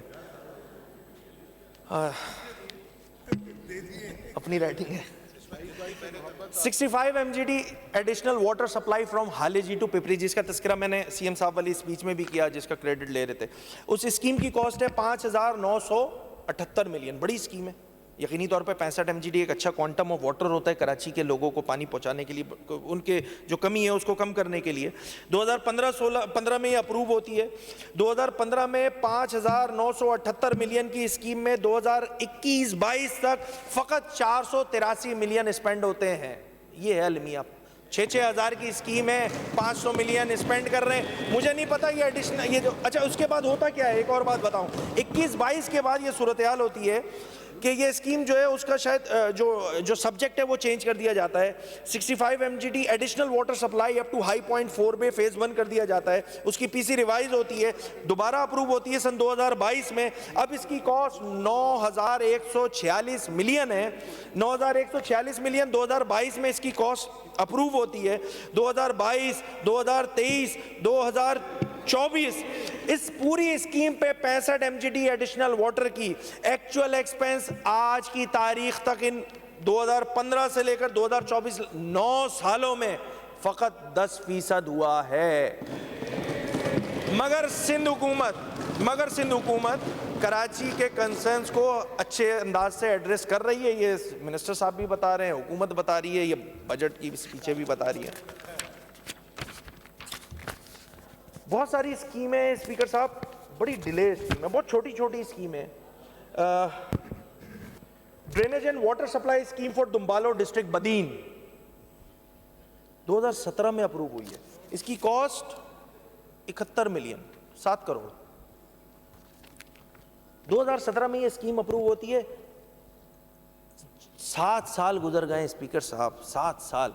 drainage and water supply scheme जो दुम्बालो की है, दुम्बालो की आवाम को बताना चाहता हूं डिस्ट्रिक्ट बदीन की कि ये वाली स्कीम इस साल भी इसी तरह रुलती रहेगी। ये सिंध हुकूमत आपका काम ये वाला नहीं करेगी। स्पीकर साहब एक स्कीम है लोकल गवर्नमेंट की है, इसका नंबर लाड़कानो डेवलपमेंट प्रोग्राम, ये अप्रूव होती है 2014 में। लाड़कानो डेवलपमेंट प्रोग्राम, इसकी कॉस्ट है 837 मिलियन। 2014 से लेकर 2024 तक ये स्कीम आज तक रुल रही है। लाड़काना डेवलपमेंट प्रोग्राम कंप्लीट नहीं करके दे रही है सिंध हुकूमत।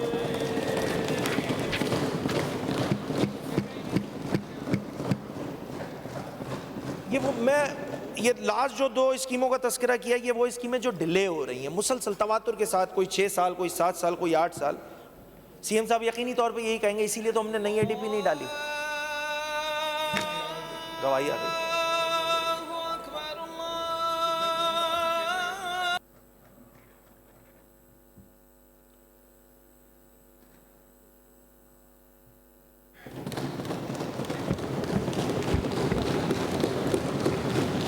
शुक्रिया स्पीकर साहब, I will continue with your permission. Speaker साहब, डिले स्कीम का तस्करा कर रहा था मैं, और ये जो स्कीमें डिले होती रहती हैं उसमें से एक स्कीम, एक और इम्पॉर्टेंट स्कीम, मिनिस्टर ट्रांसपोर्ट नहीं है, वो होते तो वो ज़्यादा इन्जॉय करते ये वाली स्कीम को। स्कीम का टाइटल है sewerage system phase 3 work for Qasimabad under 25 years master plan.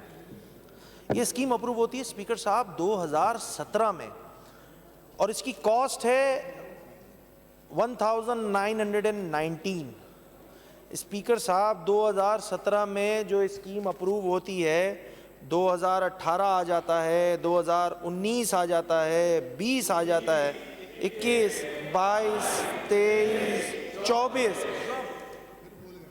2024 तक वो स्कीम जो 2017 में शुरू हुई थी, 7 साल का अरसा गुजरने के बावजूद एक्चुअल एक्सपेंस जो होता है इन 7 सालों में सिर्फ 60% होता है। ये कासिमाबाद की आवाम के साथ मजाक नहीं तो क्या है स्पीकर साहब कि एक ऐसा निज़ाम जो खुद बता रहे हैं बड़ा अच्छा है कि 25 ईयर्स मास्टर प्लान है सीवरेज सिस्टम का। 7 साल से ये मास्टर प्लान का एक फेज सिंध हुकूमत कंप्लीट करने में नाकाम हो जाती है। क्यों? क्योंकि ये उनकी तरजीहात में शामिल नहीं है। अच्छा स्पीकर साहब, इस लोकल गवर्नमेंट डिपार्टमेंट में कुछ स्कीमें ऐसी हैं, मैंने उनका नाम रखा, वो नाम मैंने रखा अबडक्टेड स्कीम। वो अगवा हो गई स्पीकर साहब, और वो स्कीम बड़ी अच्छी थी।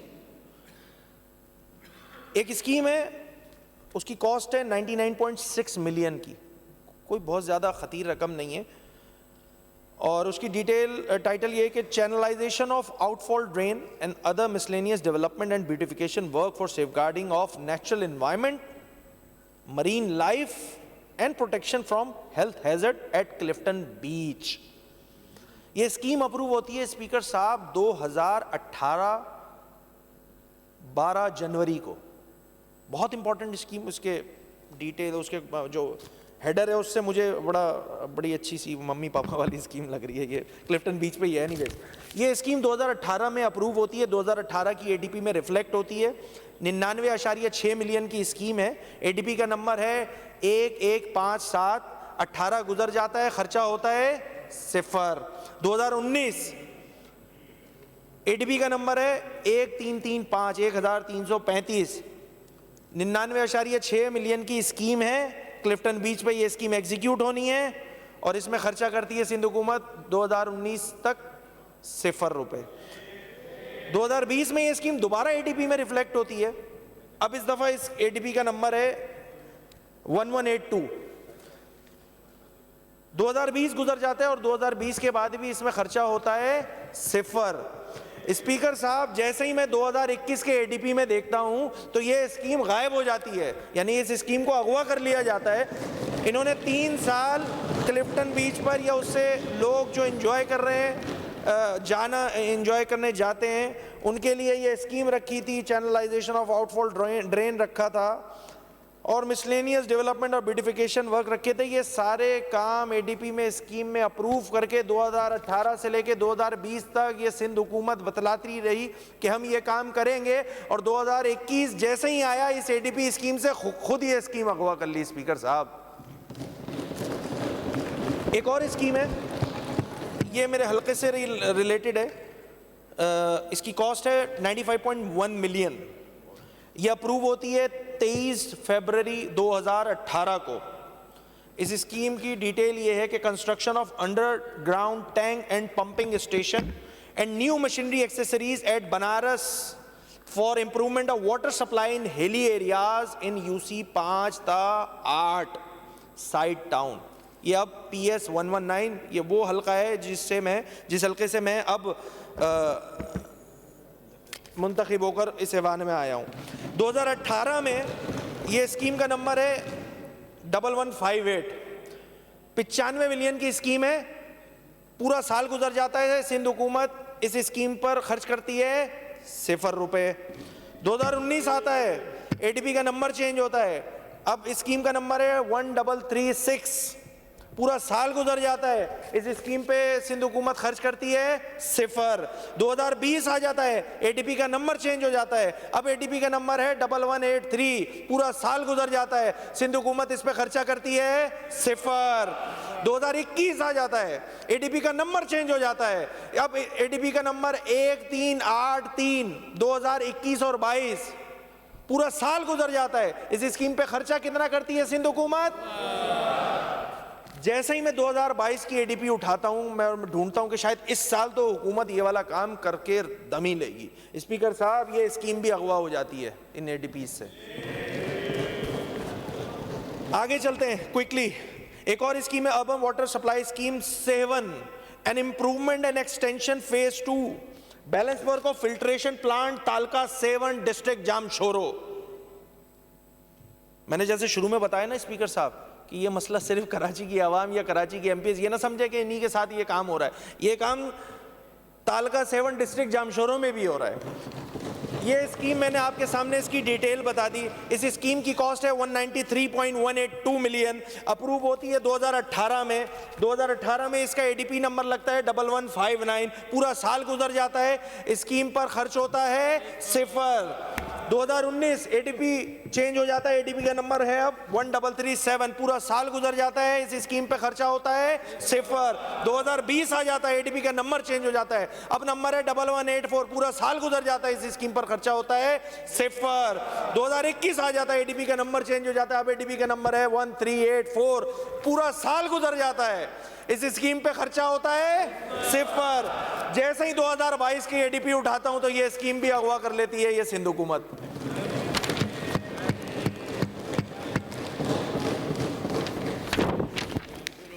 क्विकली आ जाता हूं अब हेल्थ डिपार्टमेंट की एडीपी की स्कीम्स पर। पहली स्कीम, अच्छा ये है मेरे औरंगी टाउन से रिलेटेड जबरदस्त। ये स्कीम का नंबर है 1133, establishment of 100 bedded hospital at Gulshan Asia Orangi town Karachi. ये स्कीम अप्रूव हुई 20 फरवरी 1913 में,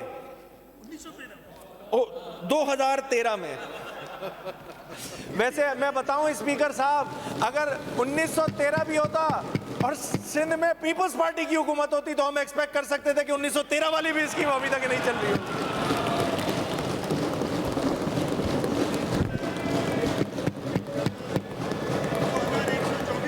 इंशाल्लाह इंशाल्लाह इंशाल्लाह इंशाल्लाह। ये मीठी तनकीद थी स्पीकर साहब। ये स्कीम 2013 से इन एडीपीज में रुल रही है। सेहत में बड़े जबरदस्त जो काम किए हैं उसको हम प्रेस करते हैं। मैं फ्लोर ऑफ द हाउस जो है वो मिनिस्टर हेल्थ की जो परफॉर्मेंस है उसको मैं प्रेस करता हूं। जैसे ही मगर एडीपी की तरफ देखता हूं स्पीकर साहब, 2013 में ये स्कीम अप्रूव की गई, एडीपी में शामिल की गई। इस साल भी औरंगी टाउन वालों को बता दूं कि सिंध हुकूमत आपको ये 100 बेडेड अस्पताल देने के लिए तैयार नहीं है। क्यों? क्योंकि ये सिंध हुकूमत की तरजीहात में शामिल। एक और scheme, upgradation of Gujrabad general hospital to the level of 200 bedded hospital Nishtar road Saddar town Karachi. Scheme approve होती है 2012 में।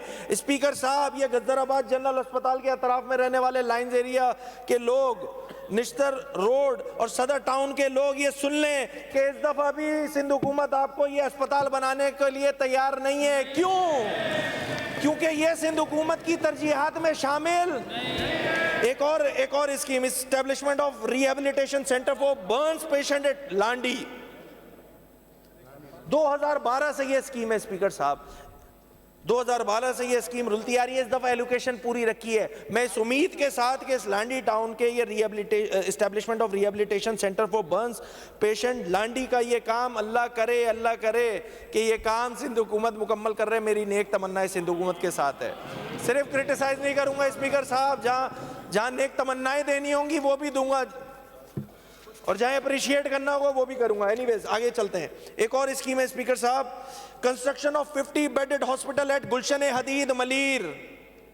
गुलशन हदीद वालों, मलीर वालों सुन लो, 2018 से जो स्कीम तुम्हारे लिए सिंध हुकूमत ने रखी थी अपनी एडीपी की स्कीम में कि जिसमें 50 बेडेड हॉस्पिटल बनाना था, ये मैं आपको बतलाता चलूं गुलशन हदीद की आवाम वालों कि इस साल भी सिंध हुकूमत तुमको 50 बेडेड हॉस्पिटल देने के लिए तैयार नहीं है। क्यों? क्योंकि सिंध हुकूमत की तरजीहात में ये शामिल नहीं है।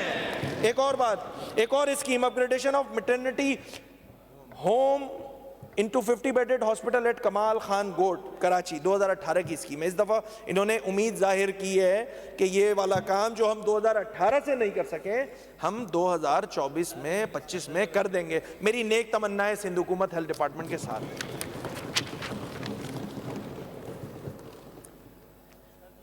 Establishment of cardiac emergency centre at Baldia town Karachi. ये बल्दिया वाले एमपीएस सुन लें, ये 2010 से ये स्कीम अप्रूव हुई हुई है स्पीकर साहब। 677 मिलियन की ये स्कीम है और ये कंप्लीट अब तक नहीं हो सकी है। इस दफा एलोकेशन तो बहुत ज्यादा रखा गया है। अल्लाह करे कि ये बल्दिया टाउन वालों को कार्डिक इमरजेंसी सेंटर इस साल नसीब हो जाए, क्योंकि जो ट्रैक रिकॉर्ड बता रहा है हेल्थ डिपार्टमेंट का या पूरी एडीपीज का, मैं स्पेसिफिकली हेल्थ डिपार्टमेंट को क्यों क्रिटिसाइज करूं, मुझे उम्मीद लगती नहीं है। बहरहाल मेरी नेक तमन्ना है सिंध हुकूमत के साथ है। एक और स्कीम है स्पीकर साहब, आपके तवज्जो से हुक्मरानों के गोशगुजार करना चाहूंगा। Construction of 200 bedded hospital eight Mominabad Metroville side town. Mazahir भाई बैठे हुए, आपके हल्के की ये स्कीम है स्पीकर साहब। ये स्कीम अप्रूव होती है 2011 में और ये स्कीम 2011 में अप्रूव होती है और 2011 से लेकर 2024 आ जाता है। इस दफा भी सिंध हुकूमत की तरजीहात में मेट्रोविल मोमिनाबाद की आवाम नहीं है। क्यों? क्योंकि ये चाहते नहीं है कि ये वाली हेल्थ की फैसिलिटी शायद जो 2010 से एडीपी में रखा हुआ है। स्पीकर साहब इस जगह पे ये मैं खुद पर्सनली चूंकि गुजर होता है, जाते हैं इस जगह से, ये अस्पताल की जो खंडरात बनी इमारत है ना, जिसका कंस्ट्रक्शन का काम रुका हुआ है, दीगर चीज़ें सारी अबंडन सारे ख़राब हो चुकी हैं, कुछ भी नहीं है, ग्रे स्ट्रक्चर भी कंप्लीट नहीं हुआ हुआ। स्पीकर साहब ये मंशियात का ये जगह जो है ये मंशियात का अड्डा है। ये जो एक्साइज के मिनिस्टर साहब बता रहे थे ना कि हमें आइडेंटिफाई करें, ये मैं बता रहा हूँ, इस पे टारगेटेड एक्शन लें। यहीं से चर्च बिकती है, यहीं से मंशियात बिकती हैं। ये स्कीम किसी और काम तो नहीं आ रही, नशा करने वाले और नशा बेचने वालों के जरूर काम आ रही है ये वाली स्कीम। एक और स्कीम है स्पीकर साहब, expansion and improvement of Abbasi Shaheed hospital to the level of tertiary care health with male nursing school, replacement of lifts of existing building and health management information। और फिर पूरी डिटेल है, ये अब्बासी से रिलेटेड एक एडीपी की स्कीम है। भाई हमें पता है अब्बासी जो है वो केएमसी के अंदर आता है भाई, मगर एक स्कीम जो खुद सिंध हुकूमत ने रखी हुई है, अब्बासी शहीद अस्पताल की स्कीम है। इस अब्बासी शहीद अस्पताल में डेली की ओपीडी कितनी होती है उसकी डिटेल हेल्थ मिनिस्टर साहिबा को और जो मेयर साहब है उनको मुझसे ज़्यादा पता होगी। एक बड़ा अस्पताल है, डिस्ट्रिक्ट सेंट्रल को नहीं, डिस्ट्रिक्ट वेस्ट को, औरंगी टाउन, मंगोपीर और ये वाले जो इलाके हैं उसको भी केटर करता है, उसकी नीड को केटर करता है। स्पीकर साहब 2012 से ये अब्बासी शहीद अस्पताल की स्कीम सिंध हुकूमत का हेल्थ डिपार्टमेंट ये एडीपी कंप्लीट करने को तैयार नहीं है। क्यों? क्योंकि सिंध हुकूमत की तरजीहात में शामिल नहीं है स्पीकर साहब। एक और स्कीम क्विकली छोड़ देता हूं, ज्यादा हो जाएगा। Expansion of radiology and IPD services at JIMS Jacobabad. 2022 में ये स्कीम रखी गई थी, 3 सालों में नहीं बनी है। चूंकि साल कम है तो इसलिए मेरी आवाज़ के जो वो भी नीचे, अल्लाह करे कि ये स्कीम कंप्लीट हो जाए। इस साल तो नहीं हो रही है, मैं बता दूं जैकबाबाद वालों को। ये जो आपके लिए एक्सपेंशन होनी थी रेडियोलॉजी और आईपीडी सर्विसेज के लिए, जैकबाबाद वालों ये काम इस साल भी सिंध हुकूमत नहीं करने वाली है। डिस्ट्रिक्ट सांगड़ की बात कर लेते हैं, एक स्कीम आ गई मेरे सामने सांगड़ की। Rehabilitation renovation of Nawab jam Anwar Ali Khan 50 bedded hospital तालका jam Nawaz Ali district Sanghar. अभी मैंने थोड़ी देर पहले नोहर हुआ 50, 100, 200 कराची के अस्पतालों का। आइए सांगड़ का भी वही हाल है, सांगड़ का भी वही हाल है स्पीकर साहब। 2018 से ये स्कीम अप्रूव होकर रखी हुई है। इस साल भी सिंध हुकूमत का इरादा नहीं है, क्योंकि सांगड़ के लोगों को सेहत की सहूलियात मैसर हो जाएं, ये सिंध हुकूमत की तरजीहात में शामिल नहीं है।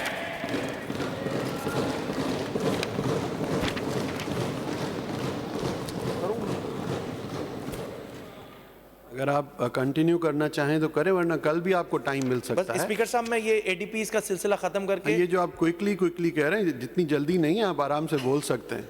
फिर ये तकाजा ना कीजिएगा कि लीडर ऑपोजिशन को भी टाइम ना मिला। नहीं मैं ये वाला टाइम पूरा बिल्कुल नहीं करूंगा स्पीकर साहब। ये आपका बड़ापन है कि आपने जो है वो जो कमिटमेंट किया उसको कंप्लायंस भी दी है उसकी। स्पीकर साहब इसका क्रेडिट तो मैंने अपनी स्पीच के स्टार्ट में आपकी तारीफों पे कलमात कह के गुजार दिया। Thank you very much. हाँ।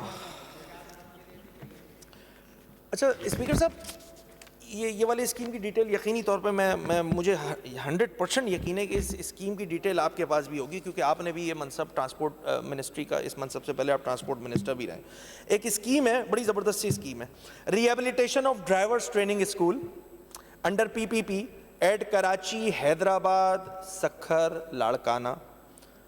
Cost 102 million, 10 crore. अप्रूवल हुई है 2009 में।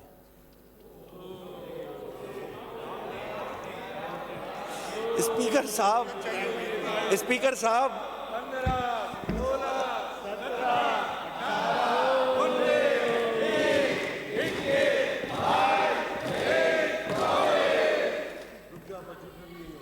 साहब 24-25 हो गया, ये काम रुक के, मतलब रुका वही है इतने अरसे से। ये काम कंप्लीट करे, जान छुड़ाई इस ADP से।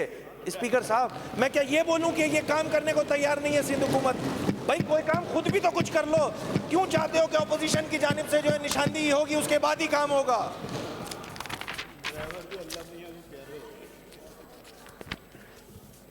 ये अनवर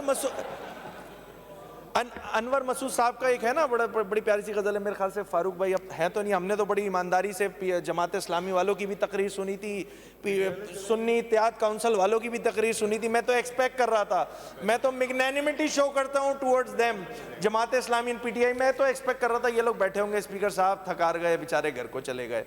सिंध का ख्याल नहीं है, यहाँ सिंध की आवाम के लिए, सिंध की फलाह बहबूद के लिए हुकूमत क्लेम कर रही है ना भाई। अगर आप समझते हैं कि ये काम वो नहीं कर सकते थे, ये सिंध का मुकदमा लड़ने के लिए तैयार नहीं है, तो ये खाली कुर्सियां बता रही हैं कि इन जमातों में इतनी ताकत नहीं है, इन जमातों में इतनी ताकत नहीं है। सिंध के असली वारिस ये बैठे हुए हैं इस असेंबली में स्पीकर साहब, जो सिंध का मुकदमा लड़ लें, चाहे वो इस जानिब हो चाहे वो इस जानिब हो। अगली दफा ये भी ले लेंगे। मैं वो सुना रहा था अनवर मसूद साहब, ये ऐसे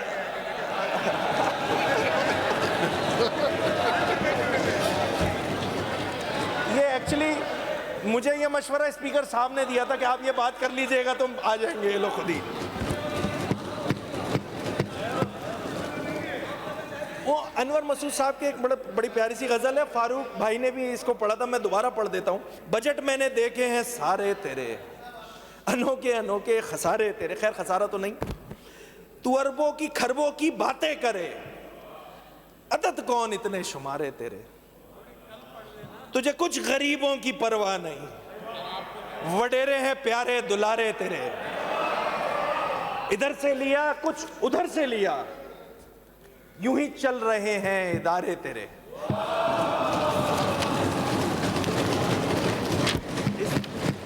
स्पीकर साहब,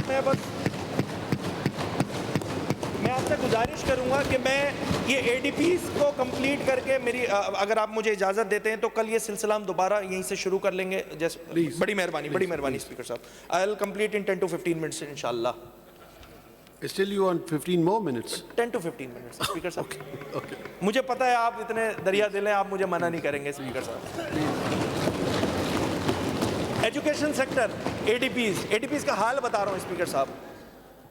एस्टैब्लिशमेंट ऑफ पब्लिक स्कूल इन, अच्छा इस तस्करे से पहले मैंने एक बात कही थी, इससे पहले जब एजुकेशन के सवालात लगे हुए थे, एजुकेशन मिनिस्टर्स जो हैं वो उसके बड़े अच्छे अंदाज से जवाबात दे रहे थे। स्पीकर साहब, मैंने उस, और एक दो सवाल शायद मेरे भी थे, मैंने उस पर सवाल भी किया। ये जो एजुकेशन का महकमा है ना स्पीकर साहब, ये हमें इसको जो है ना सियासत से बाला होके देखना चाहिए। ये हम सबके ना मुस्तकबिल के जो मेमार हैं, जो बच्चे हैं हमारे, ये उनका मसला है। और इसमें मैं बिल्कुल जो देखिए गलतियां कोताहियां हैं हम उसका तस्करा करेंगे, मगर इस एजुकेशन सिस्टम को हल करने की जिम्मेदारी मैं समझता हूं कि सिर्फ इस जानिब के लोगों की नहीं है, इस जानिब के लोगों की भी है। और हम इस जिम्मेदारी का एहसास करते हुए, हम आपको, हमारे बहुत सारे मेंबरान ने भी तकरीर की थी, इधर तो तालीमी इमरजेंसी लगनी चाहिए स्पीकर साहब, यकीन जानिए बड़ा बुरा हाल है। और एक मैं क्विकली आ जाता हूँ ADPs पर। एक स्कीम है स्पीकर साहब, नंबर है 366, establishment of public school in Sindh. 5 units बनाने थे, सांगड़, टंडो मोहम्मद खान, टंडोला यार, घोटकी, मटियारी। स्पीकर साहब 2007 की ये स्कीम है, 2007 की। काउंटिंग कराना स्टार्ट करूंगा तो बहुत लेट हो जाएगा, बहुत टाइम लग जाएगा।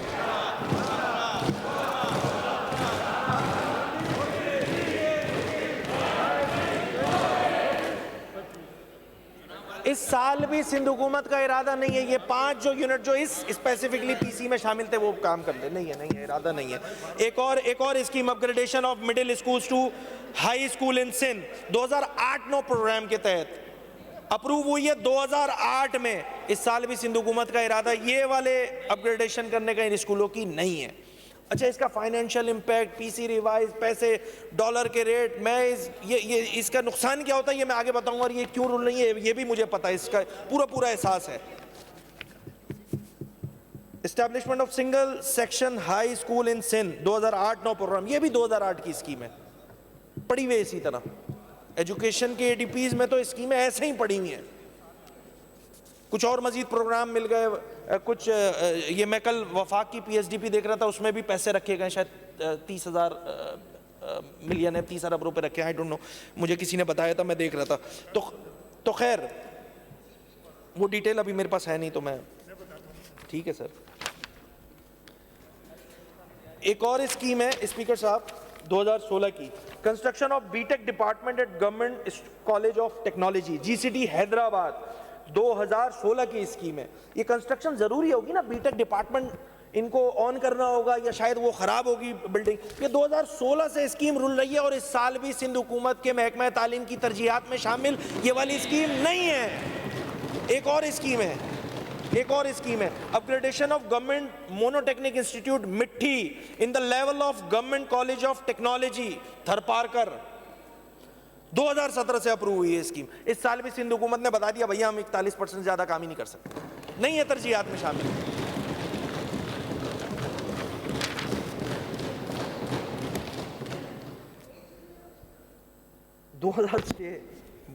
कोट करते हुए भी हंसी आ रही है स्पीकर साहब।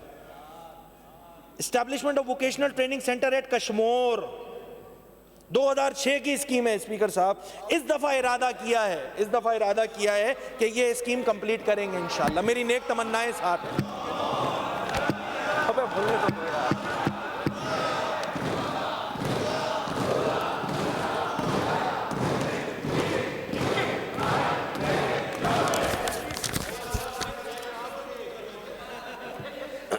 ये बड़ी इंपॉर्टेंट स्कीम है स्पीकर साहब, एक और बड़ी इंपॉर्टेंट स्कीम है, और strengthening of institute of physical medicine and rehabilitation of disable at Dow university of health sciences. ये स्कीम है 2011 की स्पीकर साहब, 2011-2024। इस साल भी सिंध हुकूमत की ये एडीपी स्कीम बता रही है, सिंध हुकूमत की नीयत बता रही है कि इस साल भी ये काम करने के लिए सिंध हुकूमत तैयार नहीं है। एक और scheme strengthening upgradation of Jinnah Sindh medical university 2015 791 million की स्कीम थी। Actual expenditure up to 2023 32 million. Speaker साहब 2015 की स्कीम है। इस दफा भी सिंध हुकूमत का ये वाली एडीपी कंप्लीट करने का इरादा नहीं है। क्यों? क्योंकि ये काम इनकी तरजीहात में शामिल नहीं है। लाड़काना की बात कर लेते हैं। एक स्कीम मुझे नजर आ गई, एस्टैब्लिशमेंट ऑफ कायदे आवाम university of engineering science and technology constituent college campus at Larkana. ये स्कीम अप्रूव हुई है 2011 में। स्कीम की कॉस्ट है 2636। इस साल भी ये एडीपी बतला रही है कि ये लाड़कानों में ये वाला काम करने के लिए सिंध हुकूमत तैयार नहीं है। क्यों? क्योंकि इनकी तरजीहात में शामिल नहीं है।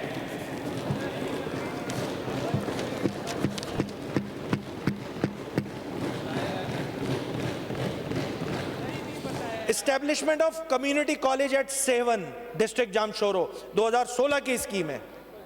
2016 की स्कीम है। ये मैं मसला बताने लगा हूं, ये सेवन का 2016 की स्कीम है। ये establishment of community college eight seven district Jamshoro 2016 192 million की स्कीम है। आज तक 2023 तक का एक्सपेंडिचर इस पे लिखा हुआ है, वो है कितना? 0। ये है तरजीहात स्पीकर साहब। मैं कोई अपनी बात नहीं कर रहा, मैंने अपनी बात का आगाज चेयरमैन बिलावल भुट्टो जरदारी साहब की स्पीच को कोट करके मैंने किया। मैं जितनी एडीपी स्कीम बता रहा हूँ खुदाई कसम मैं घर से बना के नहीं लाया, ये सब सिंध हुकूमत की एडीपी स्कीम है स्पीकर साहब। अभी तक मैं वो सारी बातें कर रहा हूँ जो इन्हीं की बातें हैं स्पीकर साहब, मैंने अपनी बातें तो शुरू ही नहीं की हैं अभी। एक और स्कीम है, establishment of degree college Mirpur Bathoro district Sujawal. ये सजावल वाले भी सुन ले, 2019 से ये स्कीम डली हुई है। ये डिग्री कॉलेज सजावल में बना के देने के लिए सिंध हुकूमत तैयार नहीं है। एक और स्कीम जामशोरो वाले एक और सुन लें, थाना बुल्ला खान वाले, establishment of government degree college थाना बुल्ला खान डिस्ट्रिक्ट जामशेरो, 2019 से अप्रूव हुई है स्कीम। स्पीकर साहब सिसक रही है, 1 रुपए खर्च करने को तैयार नहीं है सिंध हुकूमत। मैंने ये हुज्जत भी तमाम कर दी स्पीकर साहब के कराची क्या भाई, आगे तक चलो, कश्मीर तक चलो, चला तो गया हूं अभी यहाँ पे ये वाली स्पीच में इंशाल्लाह। एक और scheme, construction reconstruction of boys degree college Sukkur. Speaker साहब सक्कर को नहीं छोड़ रहे ये लोग। स्पीकर साहब 2019 की स्कीम है, आप सोचें स्पीकर साहब 2019 की स्कीम है, 180 मिलियन की स्कीम है। इस साल सिंध हुकूमत के कागज खुद बता रहे हैं कि हम सक्कर को कॉलेज देने के लिए तैयार।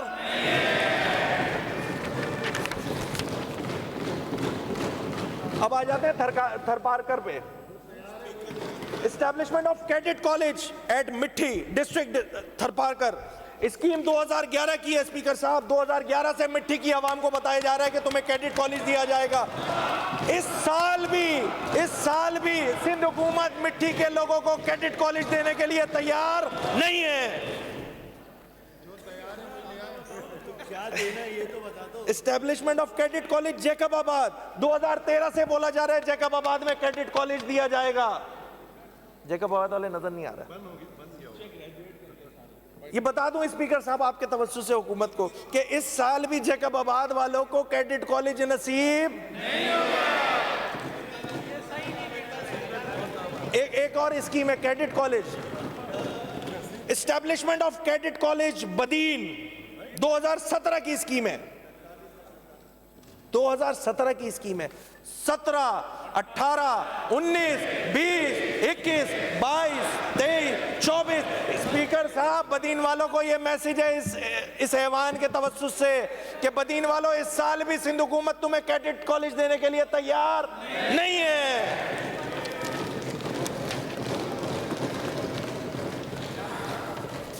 कुछ और मिसलिनियस स्कीमें स्पीकर साहब, ये बस खत्म हो गया मेरा। मैं फिर आपसे आपकी इजाज़त से मैं इंशाल्लाह कल दोबारा स्टार्ट करूंगा। Construction of pre treatment system for RO plant LBOD. अच्छा नहीं ये वाली नहीं, इसको छोड़ देते हैं, आगे चल लेते हैं। नहीं हुई है। पढ़ देता हूँ। Establishment social welfare department speaker साहब, establishment and strengthening of Darul Atfal and rehabilitation of street children through civil society organization। Korangi number 5। ये कोरंगी वालों सुन लो, 2010 से ये स्कीम सिसक रही है और इस दफा भी ये काम करने को सिंध हुकूमत तैयार नहीं है क्योंकि कोरंगी की आवाम को फैसिलिटेट करे, सिंध हुकूमत की तरजीहात में शामिल। आगे चलते हैं। ये वाली स्कीम मैंने सिर्फ सीएम साहब की रिक्वेस्ट पे मैंने पढ़ी, वरना मेरा इरादा नहीं था। खैर आगे चल लेते हैं, वही कर रहा हूं।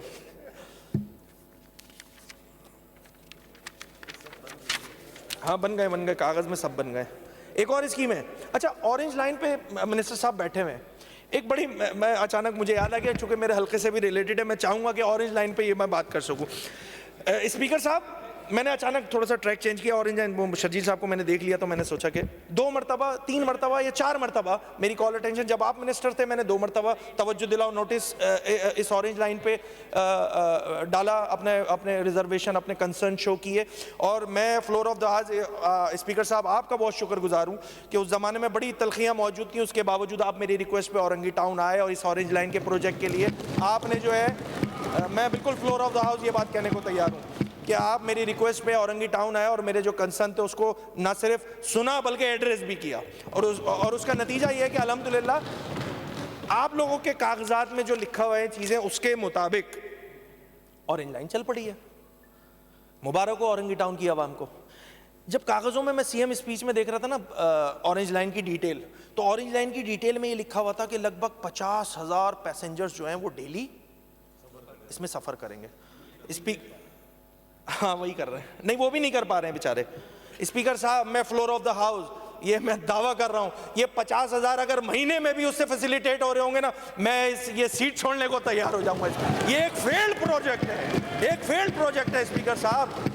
उसमें जो कंसर्न, अब मैंने जब मिनिस्टर ट्रांसपोर्ट शर्जील इनाम मेमन साहब बने, ये असेंबली की तश्कील हुई है, मैंने 2 मरतबा ये कंसर्न शो किया कि खुदारा इसमें जो बकिया काम है वो कर लें, अदरवाइज ये ऑरेंज लाइन किसी काम की नहीं है। ये बीआरटी ऑरेंज लाइन आपको कहने के लिए तो मौजूद है कि बीआरटी ऑरेंज लाइन मौजूद है, खुदाई कसम उस जगह पे जाएं और सफ़र करें।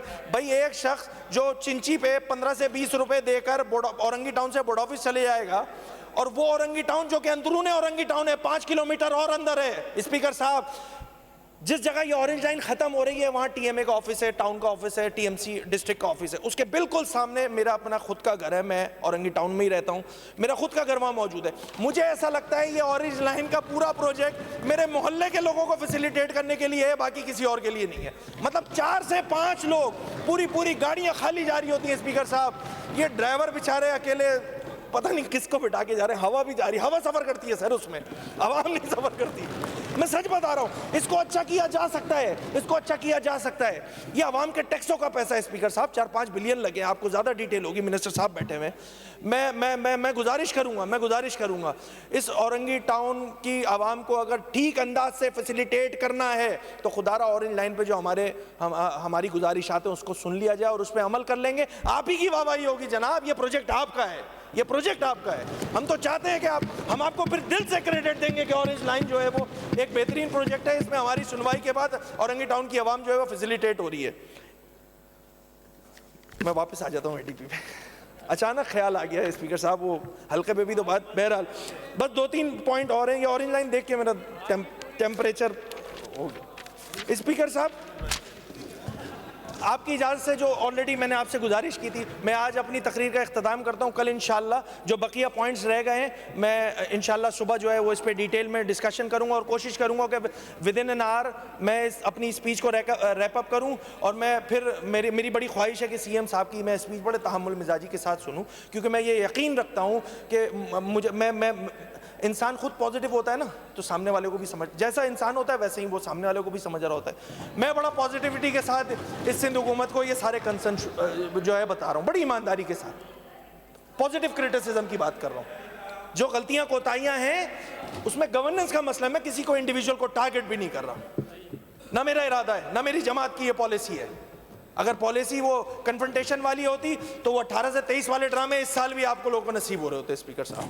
हम उस ट्रैक पे ही नहीं जा रहे, हम चाह रहे हैं कि ये जो खलीज बन गई है शहरी और देही सिंध में, उसको खत्म करने के लिए एमक्यूएम अपना किरदार अदा करने को तैयार है, पीपल्स पार्टी पहल करे। स्पीकर साहब, thank you. Now the House is adjourned to meet again on Thursday, the 27th June 2024 at 10 a.m.